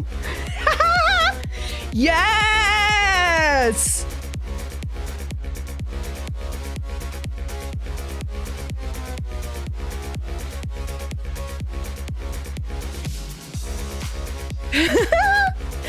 We'll stop it right there. Oh, yes. Thank you to everyone supporting each other in our community. Again, we support each other. We don't bring each other down. No, we lift each other up because that's the way that we roll over here. Simple as that. But yes, congratulations, Rich. Comic Book and Video Game on your 30 subscribers. I'm so happy for you. We got there. Yes. But anyway, going back to the comments. Will, didn't know it needed a mask. Me neither. I've gone for like 35 years. So, hang on. No, 34 years. I'm 35 this year. Sorry. Had to check myself there. I've gone for 34 years without needing one. I don't think I need one now. We're good. And if there's anything wrong, I go see my freaking doctor, right? Like, nothing being wrong, don't get me wrong, but you know, anything's wrong, you go see your doctor. How difficult or hard is that, right? Will Morris, LOL, why is everybody so quiet now? Don't fear the JJ talk. Exactly. Don't fear it. You know, if it's not talked about, it's treated as a taboo. And what's the point? Matthew Coburn, too busy laughing. Hey! Yes! Rich's Comic Book and Video Game. I'm fine with it, Will. Yes. Shireen plays. I'm also a woman and I also do not endorse this. Stop already. Oh, yes. You see? Like, me and Shireen, we're just everyday women, right? No. We don't need a mask like this. We're good. Like, this does not need to be in the market. This does not need to be in existence. Like, seriously. Wow. But the thing is, there are people out there that will actually buy it. That is scary as hell, you guys. Hang on. That is scary as hell, you guys. But Paul Campbell said it's sold in a bundle package with Gwyneth Paltrow's candle. No. I'm not surprised, but wow. A bundle package for you for JJ at Goop. I'm just... That's nuts, right? That is nuts. Nicholas Clark, Marvel just changed the WandaVision ending without telling anyone. They added a figure floating to the cabin. What? What? No. I will look at that afterwards.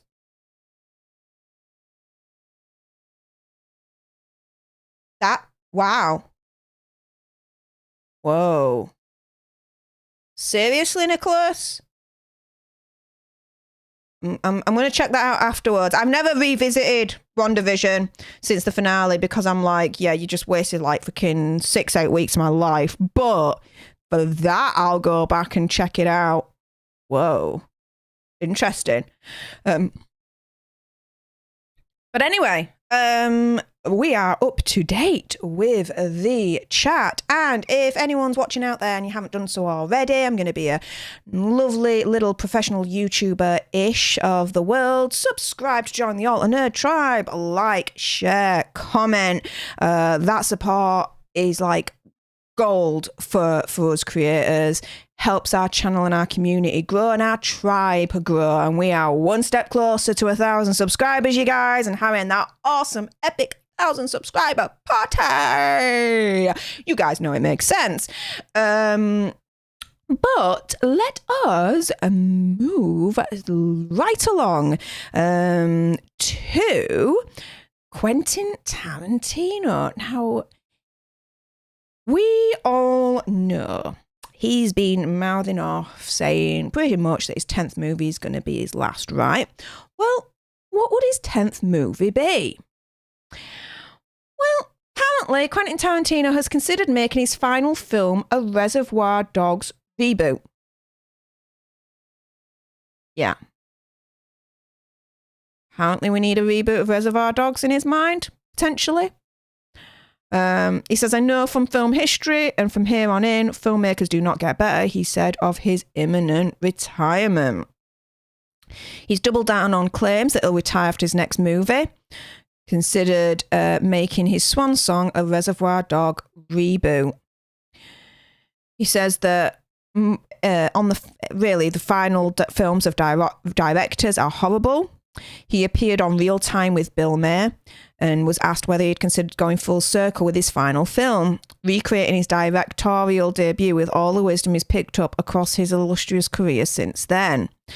He says that's kind of a capture time in a moment kind of thing. The director responded, though admitted that he thought that the thought had crossed his mind.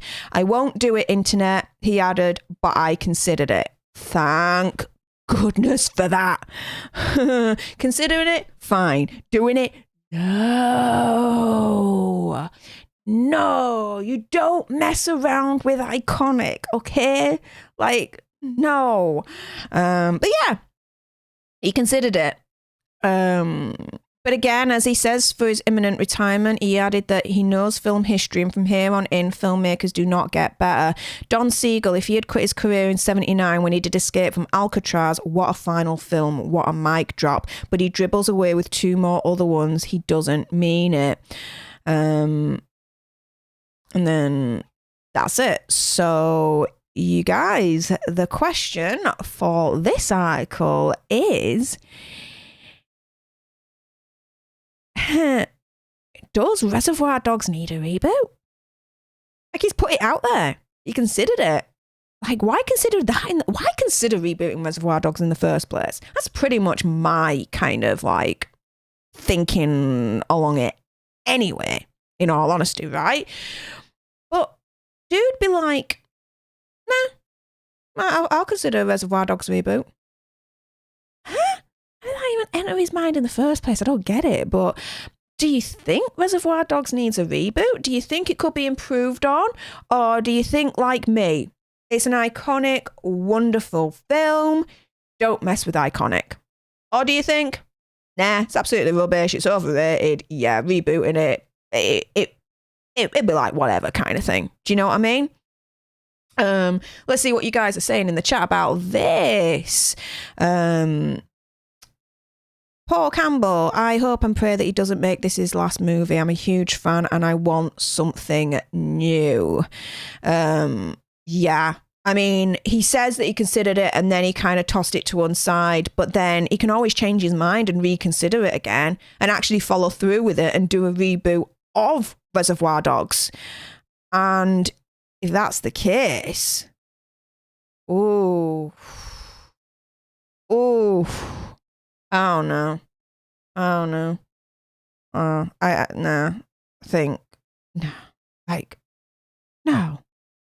No. That's pretty much just going in my head right now. All the no's. Just no.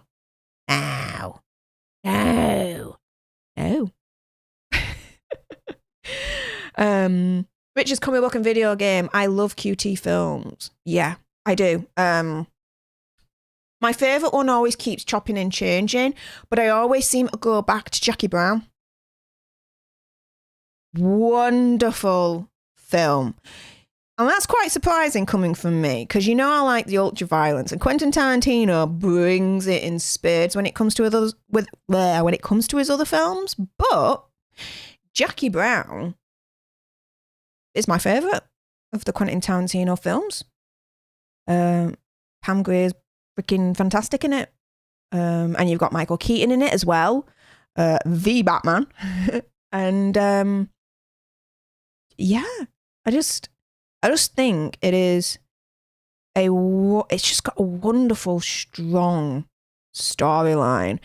And to see the female lead be so strong and just epic, and how she's able to run rings around them all and kind of like drive away in the sunset victorious kind of thing. It's yeah. I'm just like, the storyline is freaking amazing as far as I'm concerned, and yeah, I don't know what else to say about it, but Jackie Brown's pretty much my favourite Quentin Tarantino movie. I know, shocker, right? Again, I love the ultra violence, but it is what it is, you guys. What is your favourite Quentin Tarantino movie? Again, professional YouTuber-ish of the world. Do let me know in the chat. What else are you saying at this point? Paul Campbell, Tarantino's not considering Scorsese. He's still making great movies. Really?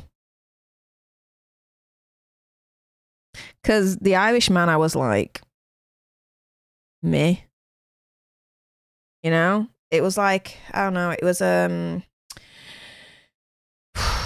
too long. Bored. I wasn't a fan. Are you saying he's still making good movies? Nah. But if you still think he's making good movies, then hey, more power to you that you're enjoying them. But no, I'm not a fan. But there you go, of his more recent ones. Anyway, moving on. Paul Campbell, also Clint Eastwood is in his 90s, still making good movies. Yes. Yeah, he is. Very strong, very powerful movies. Absolutely. Rich's comic book and video game, it wouldn't be the same. Best to leave it alone. Boom. Yes. I hope he reconsiders just keep making movies. Nah. Dude's been saying this for a long, long time. His 10th movie is his last. He's going to keep to that. 10th movie comes about, that's it. That is the end of him directing movies. Producing, he may dabble into that. But he is opening up his cinema chain more and more, so he might just pour all his efforts into that. Do you know what I mean? But who knows? Paul Campbell, okay, yeah, The Irishman wasn't that great, but like, look at his last 5 movies, pretty good. Pretty good-ish. But it's not.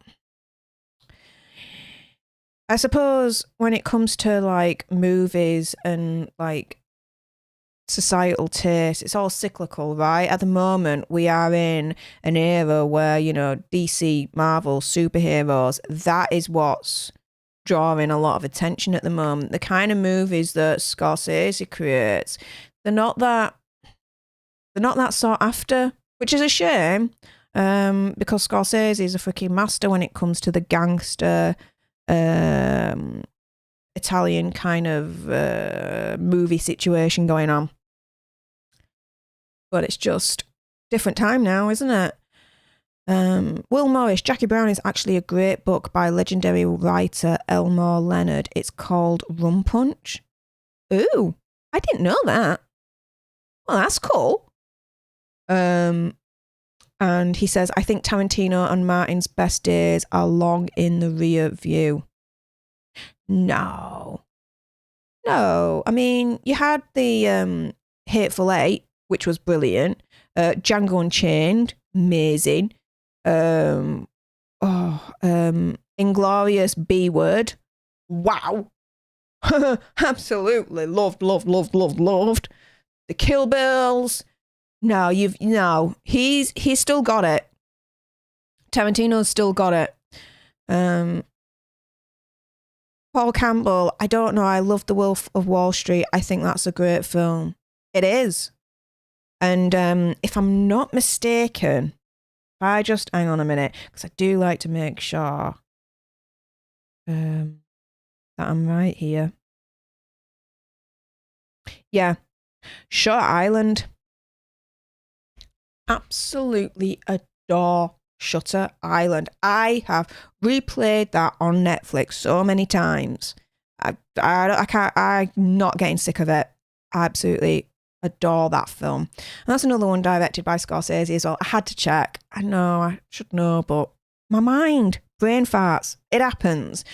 Will Morris, I think Kill Bill may be my favourite QT with a wink and a nod to Death Proof. Shireen Plays, I'm going to take a break from my laptop. Have a great night, everyone. See you later, Shireen. Thank you very much for dropping by. Much appreciated. Thank you. If no one knows, Shireen has her own YouTube channel, so get yourself over there and subscribe. Let me just hang on a minute. We go here. Go there. And see, I'm doing some stuff behind the scenes at the moment. There we go. And here is the link. Oh yeah. Shireen Plays. Go on over and give her a cheeky little subscribe if you haven't done so already. Yeah, wonderful lass from this side of the pond. Yeah, she's British. UK lass. Oh yeah, represent. And let's have a look. Inglorious B word, LOL. Hey, YouTube ain't gonna get me. Can you imagine Hollywood remaking that movie but with bees? They did. It's called The Wicker Man. Hey, that was quite quick of me, in all honesty. Will Morris, Shutter Island is also originally a book of the same name by Dennis Lehane. Dude, dropping with the knowledge again. Much appreciated. Paul Campbell, Shutter Island is great. I think him and Leo are doing The Man in the White City about the H.H. Holmes. I'm all for it. Ooh. Yeah, dudes. Oh, if they do that, that would be freaking like amazeballs like no one ever. But yeah. Shireen has a YouTube. Does everyone have a channel? Not everyone has a channel. Hey, Will, do you have a channel? Hey, let us know. I think you do. But yeah. But let's have Will Morris. That's going to be interesting considering who H.H. Holmes is. Yeah. I'd be down to see that. A nice little psychological thriller that would be. But maybe a little bit gory as well because of what he did. Ooh, my juices are going right now on that one. Oh, dudes. And I just need to, because it is now 9:30. So I'm going to up my gain. Yeah, I'm gone a bit loud there probably for you all, but we are now changing to ASMR Stef. Because my partner has gone to bed now and it's 9:30, so I'm going to be speaking like this. So hello everyone. What else are you guys all saying? Wicker Man shout out. Paul Campbell, yeah, I think we all have channels, LOL. No harm in that. Matthew Coburn, no channel. If I did, it would probably be about cars and such things. Why not do that, Matthew? Go on, get it done if you really want to do it, mate. Why not? Paul's got a YT channel too. Wow. Paul, it's going to be good. It's in the work for like a decade, I guess. Ah, nah. Hit the button on it. Like, get it sorted today and just start creating content, and just be yourself and talk about what you love and what you enjoy, and you won't go far wrong. Pretty much what I would say to it. But yeah, we're going to be pretty much signing off shortly. So if anyone has any other questions or anything that you would like me to comment about further, do let me know in the chat. And if you are lurking out there and you are watching and you haven't yet done so, subscribe to join the Alter Nerd tribe, like, share, comment, all of that good stuff. As ever, when it comes to your favourite YouTube creators, subscribing, liking, sharing, commenting, it does so much for their channel in terms of helping them grow, and helping with the YouTube algorithm. So it's such a powerful thing for you guys to do that for your favourite YouTube creators. I'd always highly encourage it. Will Morris, Matthew's channel would be about Christine and Grimm and a bit more Christine. Paul Campbell, no, I meant the man in the White City, H.H. Holmes, being in the works for a jacket. Huh?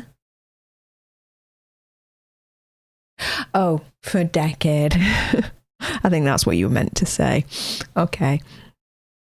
Richard's comic book and video game. Keep promoting my channel when you can. Absolutely, Rich. Again, we support each other. We don't tear each other down. We lift each other up, because that's just the way that we roll over at this corner. But yeah, this seems to be, because I had so much fun last week. So I thought, why not go live again on Sunday, spend a few hours with you guys, chat about the news, week in review basically, and you know, a little bit of strangeness in there. This week we got a little bit of a strangeness when it came to the mask situation and Kourtney Kardashian and the JJ situation. I don't even know how I found that. I think I just stumbled on it. I mean, I was just looking for news stories for Andy or something, probably. And I thought, ooh. But anyway, Paul Campbell, Steph, who's your favourite actor stroke actress of all time? Ooh.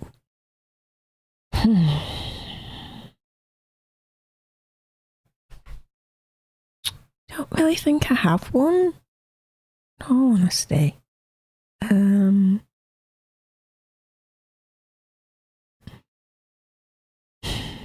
have like a favourite movie of all time. But I don't. Oh. I have favourites. I suppose. I like Benedict Cumberbatch. I like Tom Hiddleston, although this whole Loki situation is just going downhill very, very fast at the moment. Stay tuned for next week on Wednesday, because I'll be going live again for another watch party for episode 4. Hopefully it's better.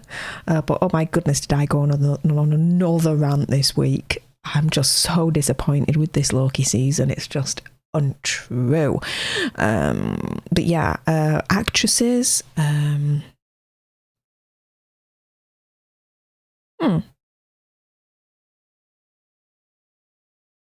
don't know.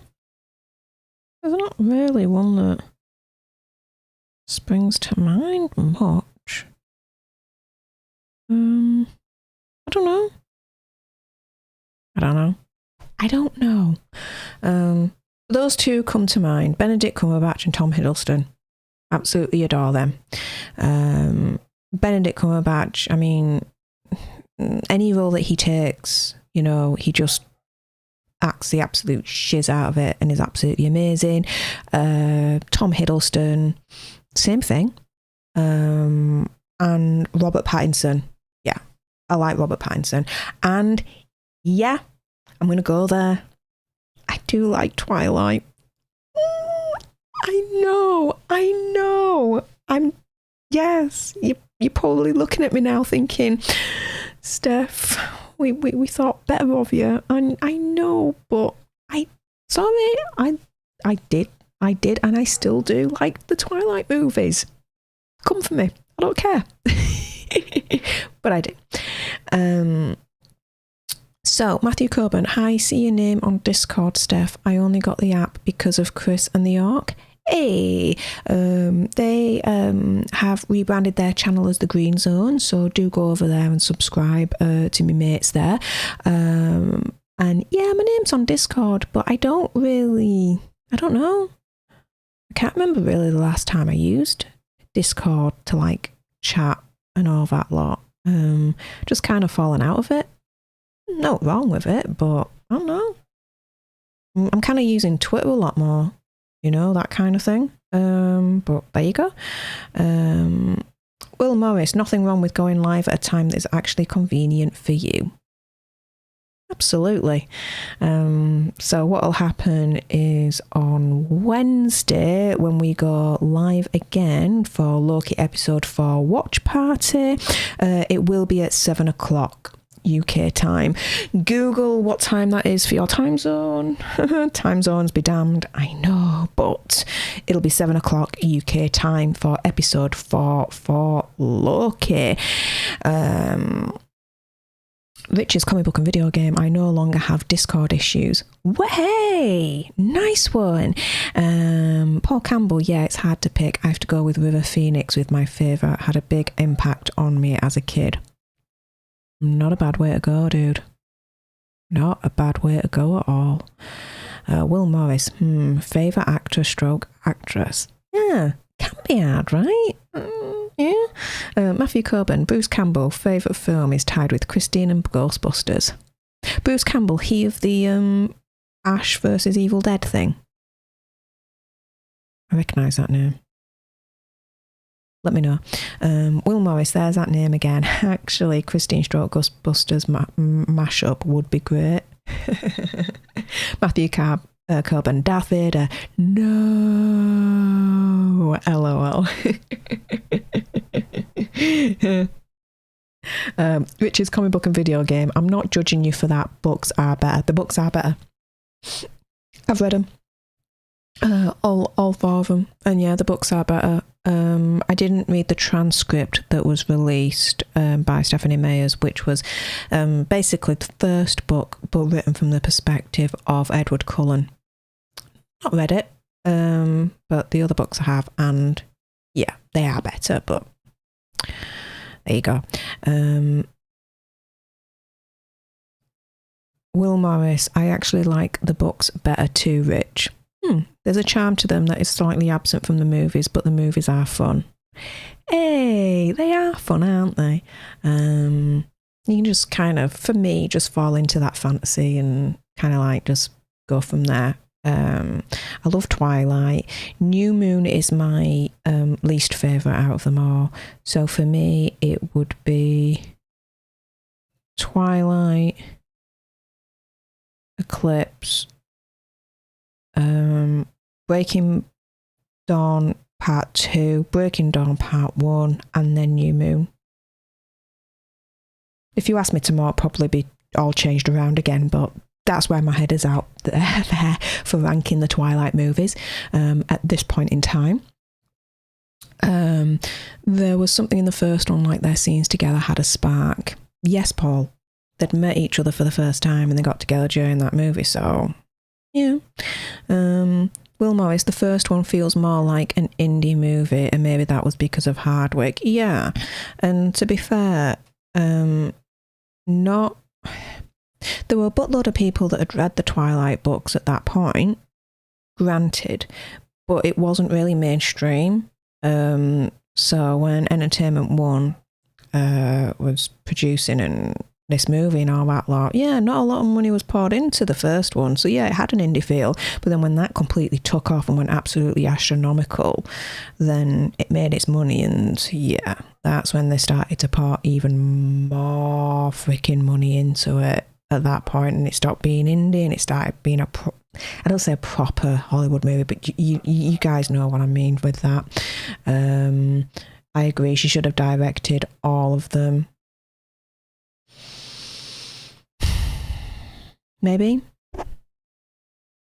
if she at least directed New Moon, it would have been better, in my opinion. Will Morris, I think that sort of fame turned her off of it. Maybe, or maybe the studios were like, no, we want more experienced, better directors. Maybe. I'm not saying she's less experienced or anything. I'm just saying from their kind of viewpoint and how they think and whatnot. I don't know. It could have just been a studio kind of decision that they didn't want her to continue directing any of the other films. You never know. Will Morris, hashtag Team Jacob, LOL.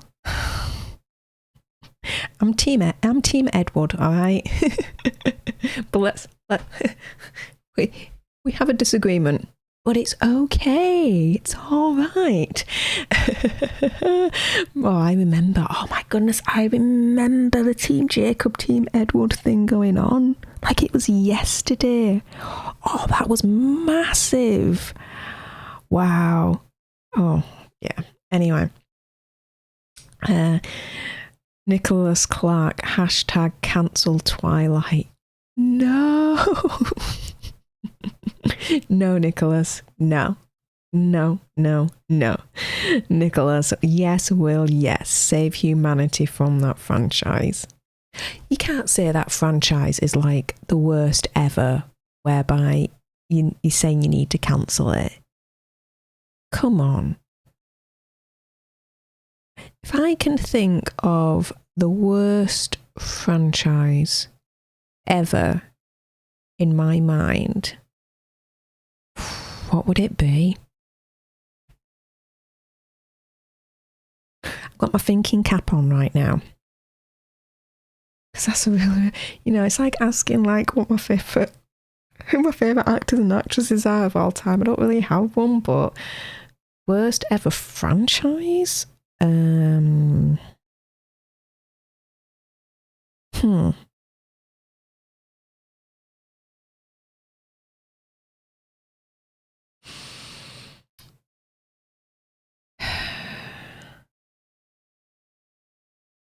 I would say the worst ever franchise.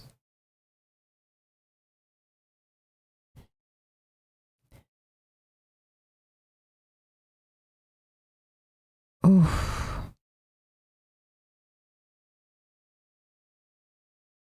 Oh, I'm trying to think. Damn it. I hate it when I have a brain fart and I can't even think straight. You see, I keep coming back to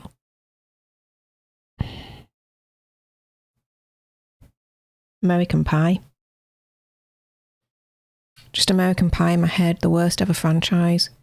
Now, American Pie 1, fine. 2, okay. But then it starts becoming a franchise when it then starts going off and having like other adventures with other characters that are outside of the main core of characters that we're introduced to with American Pie, and it just completely goes off the reservation at that point for me. So I would say that American Pie for me is the worst franchise. Yeah. Well, that's coming to my head at the moment, so that's the answer that you're getting. Chris White's directed New Moon, American Pie guy. Well, there you go. The world would be better without those terrible movies, Nicholas Clark. No, it wouldn't. It would be lacking. Where else would we get Team Edward and Team Jacob? Come on. Let's In the Name of the King, very bad. It is, but it's not a franchise. Patterson is legit. He is legit. He is. I agree. Will Morris, actually, I think Twilight makes for a better TV series. Here's to hoping they redo it as a streamer. Do you know what? They will redo it at some point. And for me, I'd be like, not for it, but I think they will reboot it at some point. And if they do it as a TV series, I can see why they're going to do that. Nicholas will actually agree with you on that. Will Morris, 50 Shades is pretty bad as a franchise. Do you know what? I've never seen it. Never read the books, never saw the films. There you go. So I don't know. I couldn't say if that's a really bad franchise or not in my mind, but there you go. Paul Campbell, 59 Shades is god awful. Or 50 Shades, there you go. Nicholas Clark, 50 Shades was awesome. All power to you if you liked it. Will Morris, Sharknado, Children of the Corn. Okay, Sharknado came into my head for worst franchise, but the reason why I stopped pretty short of that... Oh, hang on. Someone's at the door and has just completely set off the dogs. Okay. My boo-boos, I have 3 of them. They are my fur babies, my children. But there you go. But anyway, I hope you guys can still hear me as the house has descended into madness right now with the barking. But there you go. Yeah, the reason why I fell short of saying Sharknado is the worst franchise is because it's not. You know, it's so bad it's good kind of franchise. Doesn't necessarily mean then it's the worst franchise, you know what I mean? It's fun. You still get something out of it, don't you? Sharks in a tornado, Sharknadoes. Like, that's freaking awesome, you know what I mean? American Wedding was my favourite. First American Pie for me will always be my favourite. The original. Matthew Coburn. I like every main American Pie films, don't care about the direct-to-video ones, and that last film with the girls. Yeah. The main American Pie films are where it's at, but then when it splits off into a franchise and it starts, you know, its adventures with the other characters that are not the main ones, nah, it loses me then at that point. Will Morris is also a billion direct-to-DVD movies. There you go. Paul, Jake needs a team right now because I haven't seen him in anything. Jake? Do you mean Jacob from Twilight? Paul, I'm not too sure what you mean by that. But do let me know. Hang on a minute. I just have to put myself on mute.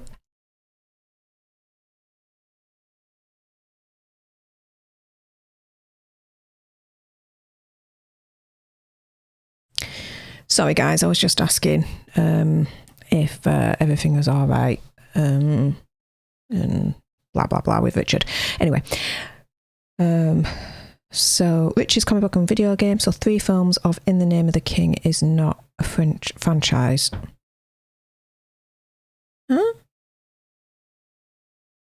I thought In the Name of the King was just one film with Jason Statham in it. Have I lost the plot? Sounds like I have there. I thought Scorpion King franchise was awful. It wasn't bad. The graphics were bad, yeah, but it wasn't bad, you know? Will Morris, I liked Bandcamp with Stifler's brother. No. Paul Campbell, yeah, Team Jacob. He has been in some stuff recently, but it's more like TV series now. He's kind of getting into that a little bit more. But yeah, Will Morris didn't like American Wedding. Woo, Team Jacob. Team Edward. And Paul Campbell, it's Taylor Lautner is the guy's name who plays Jacob. Whatever happened to that guy? Well, he did try and branch out in movies during and after Twilight, but never clicked for him, did it? He has done some TV stuff, but yeah, I don't know. I suppose, when he will have been paid freaking millions for Twilight anyway. Dude's made his money. He's all right. Team Ghostbusters, Matthew Coburn. Not a bad team to be on, have to admit. Will Morris, Steph, I think there may be an alter reality video in your future with What If Bella Chose Jacob. No. No. There's not going to be an alter reality on that video because Bella chose Edward, and that is the end of that conversation, my friend. And Will Morris says, tell Lautner. Yeah, I hope I'm pronouncing... You know what? I butcher names and shows like there's no freaking business when it comes to, like, what they're called. Taylor Lautner. You guys know what I'm talking about. I hope. I don't even know what I'm talking about half the time. I just wing it. Again, whatever's in my head just comes out of me gob, and then that's it. That's what you get. I am who I am, and that's how you get me. Oh, yeah, man. He had a Netflix show a while back. He did. Yeah. I remember that. He also had a show on BBC 4. No, BBC 3. UK channel. Anyway, there you go. Nicholas Clark, who's excited for the new Polly Pockets movie? I'm not. They should have just done a Borrowers remake. What? What? One moment, please. Polly Pocket movie.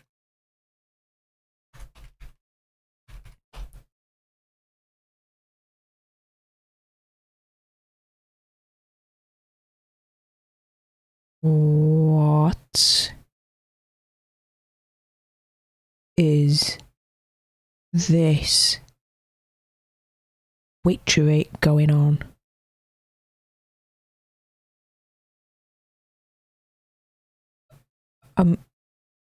This is the first of me hearing about this, by the way.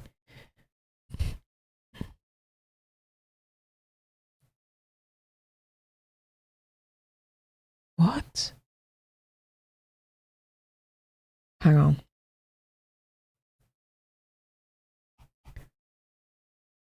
Let us... We are on Vogue right now. Because Polly Pocket was a big, massive part of my childhood, you guys. I remember having one of the jumbo-sized Polly Pockets, and it was in the shape of a heart, and it was like a carry case, and when you opened it up, you had the horse and the carriage that she'd go on, and then you'd put Polly Pocket and a boyfriend on this kind of like thing, and then you turn it and they move forward up the aisle to the thing, and then you can take them off, and then the bit that opens up, that side bit then is the house, and you can play house with them and everything. And oh my goodness, I played the absolute shiz out of that thing. Like, I absolutely loved it. And it had like a tune as well that you could play as they're going up the aisle, and oh my goodness, that was like amazing. And you're telling me that they're doing a movie about it? Lena Dunham, oh, we're off to a good start. Not. Will direct a teeny tiny Lily Collins in a Polly Pocket film. What? What? Lily Collins is bidding a temporary due to France to live in Lena Dunham's Pollyville. The girl's career is officially confirmed to write and direct the Emily in Paris star in a live-action film inspired the classic 90s toy Polly Pocket. Will centre around a young girl and a pocket-sized woman who form a friendship? What? Polly Pocket was responsible for countless hours of childhood escapism for me. Dunham shared of the project. Polly gave me a tiny world of magic and autonomy to narrate, so it's pretty poetic to be tackling these same ideas now as director, collaborating with the brilliant Lily Collins, Robbie Brenner, Mattel and MGM. And Colin shared the news on Instagram. Little big news. As a child who was obsessed with Polly Pockets, it's a real dream come true to announce this project. I'm partnering with the most inspiring powerhouse team to reintroduce Polly to the world in a fun, modern way, bringing these tiny toys to the big screen. Truly so excited to be coming on as both a producer and Polly herself. Can't wait to dive into this pastel world. What? Right. Do we need this film? Like, what? For me, like, Polly Pocket was brilliant because when you got one, you created the story yourself, you know? That Polly Pocket was unique to you in terms of what it meant and how you played with it and the storylines that you'd create for Polly Pocket and the little characters that came with it and everything. But what? We need this? No. No. And the fact that Lena Dunham is directing this doesn't give me much hope or confidence with this. I'm just not. No. Leave my childhood alone. Let's not go there. Let's not go there. But what are you guys saying?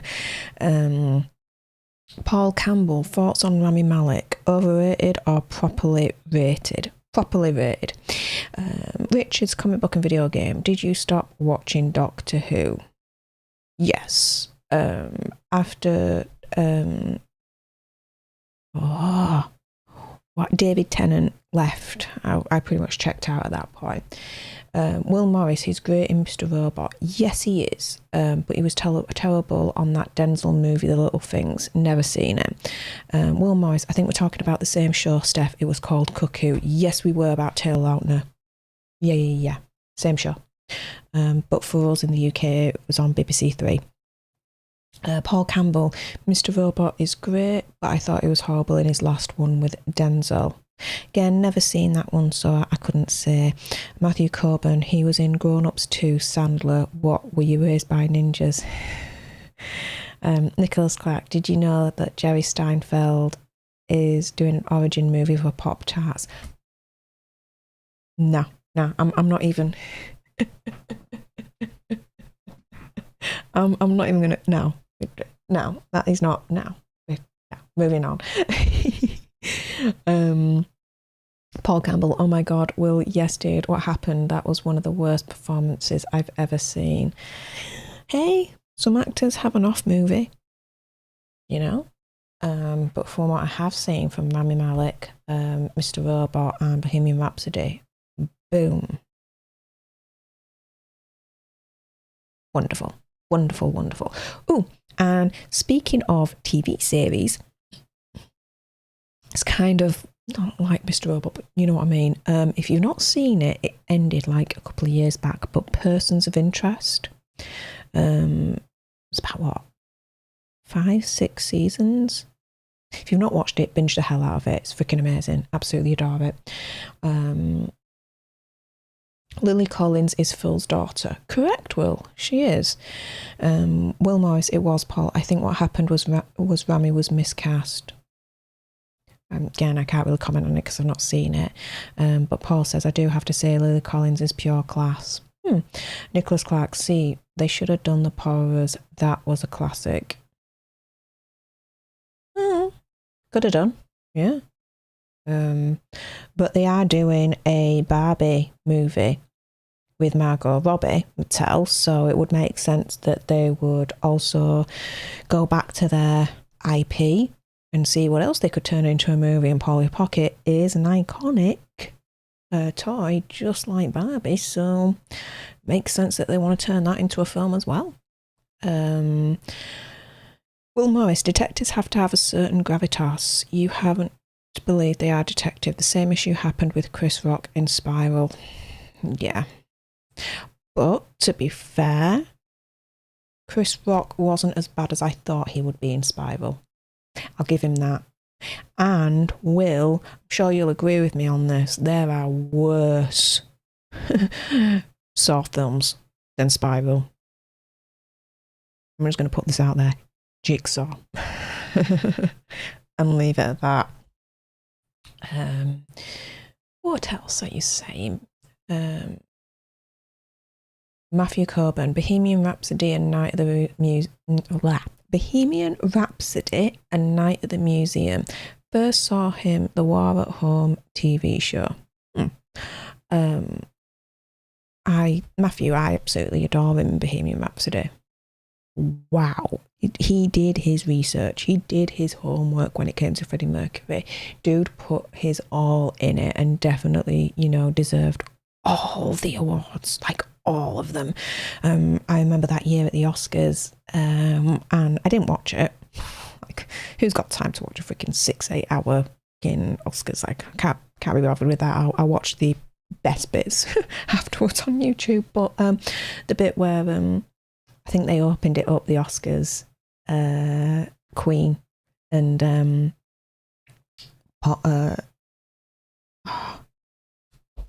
Lambert. What's his name?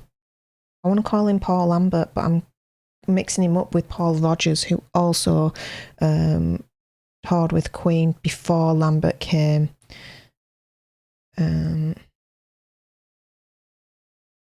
Adam Lambert, there we go. Yeah. So Paul Rodgers originally teamed up with Queen, 15, 16 years ago.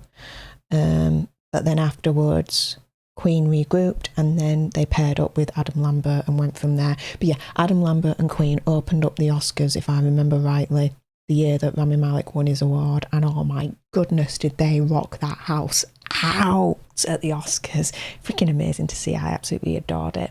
But yeah, anyway, going back to the main point, Bohemian Rhapsody is absolutely awesome in it. If you see, and it's on YouTube, you can, whoever's done it's been really, really clever. They've paired up Rami Malek's performance of the Live Aid to the actual real life performance with Freddie Mercury, and wow, literally frame for frame, Rami Malek did his own work. Freaking amazing, amazing. Anyway, Will Morris, Lily's pretty good. She finally got on a hit show and people still on her. You talking about that Emily in Paris show? I'm not seeing it. But me, fair enough. Paul Campbell, he's good at playing quirky characters. Yeah. Will Morris, The War at Home reminds me of that old movie with Martin Sheen and Kathy Bates. Okay. And I just found her very graceful. Do you mean Lily Collins? Will Morris, the writing that may play against Rami's Mr. Robot's writing set it apart. He's not going to get stuff that calibre all the time. No? He's not. But he did star in Bohemian Rhapsody and that was freaking awesome as far as I'm concerned. I may be biased because Queen is one of my favourite bands of all time, but he did good. Paul Campbell, Christian Slater was awesome in Mr. Robot as well. He doesn't get enough credit for that or making that show as good as it was. Agreed, Paul. Will Morris, I actually liked those Matt Smith years. Fair play, more power to you. I wasn't really much of a fan, but fair enough. Will Morris, heck yeah, you're right, Paul. Slater was very good in Mr. Robot. He was. Will Morris, Pop-Tarts the movie, LOL. Please, no. It's like Beetlejuice. If you say it 3 times, he comes to fruition. Let's leave this Pop-Tarts the movie alone. Yeah. let's lay it to rest. It's deceased. We've had its funeral. It's gone. We move on. Well, we mourn and then we move on. Yeah, there you go. Paul Campbell, never seen Doctor Who. All right, fair play.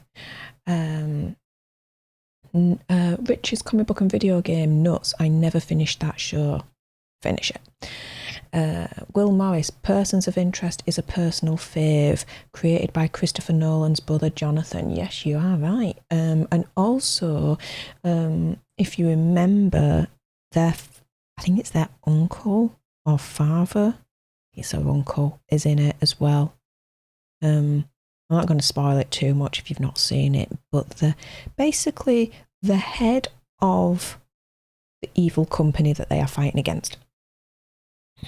He's a Nolan as well. He's a family member. He's either an uncle or he's actually their father, if I remember rightly. But there you go. Which is comic book and video game. Don't bother watching. It's all preaching males are bad. Oh, okay. Will Morris, laugh out loud. Yeah, there are worse Saw films than Spiral. Should have just been the one.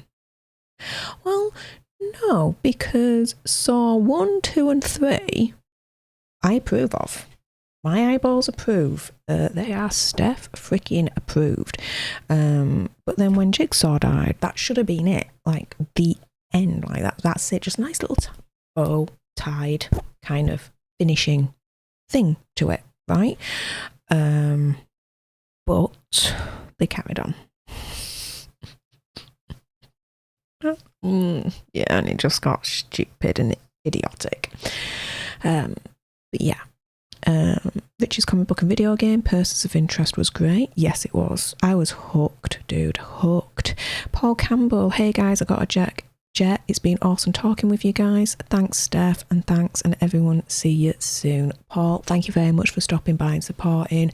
Mucho appreciato. Have the rest of a wonderful day, and I will see you hopefully on the next one if you do have time to stop by again. So thank you.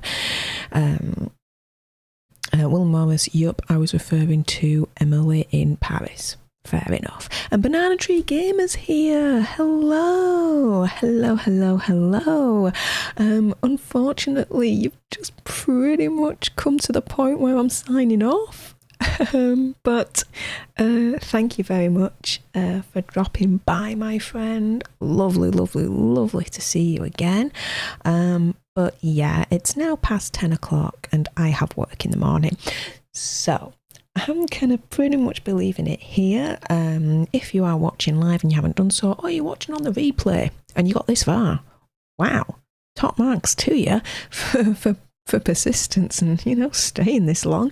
If you haven't done so already, subscribe to join the Alter Nerd tribe. We are one step closer to reaching 1,000 subscribers and having that epic 1,000 subscriber party. Like, share, comment, all of that good stuff. Thank you to everyone that commented, joined, subscribed, donated, that was generous and in a position to do so. I really do appreciate it. And Jimbo's just got here too. Hi and goodbye, LOL. Yes, hi and goodbye, Jim. But thank you anyway for still dropping by. This will be on the replay, so if you don't want to miss out, by all means, watch on the replay. We got into some interesting articles. There's one in there where someone, a certain Kardashian, has created a mask for a women's vajayjay. Yeah, I went there and it's in this stream, so if you want to find out more about that, it'll be on the replay, my friends. But yes, thank you to everyone that stopped by. But this is the end of the stream. I will be next live on Wednesday, 7 o'clock UK time, pretty much after work and after I've finished my tea, to watch live Loki episode 4, my first ever reaction. So do catch me there. Also as well, next week you'll have new episodes of Alter Reality and Alter Philosophy, so stay tuned for all of that. Thank you again for everyone that's joined this evening. I will be back this time next week for another Alter Nerd live week in review segment. But until the next time, you guys, laters.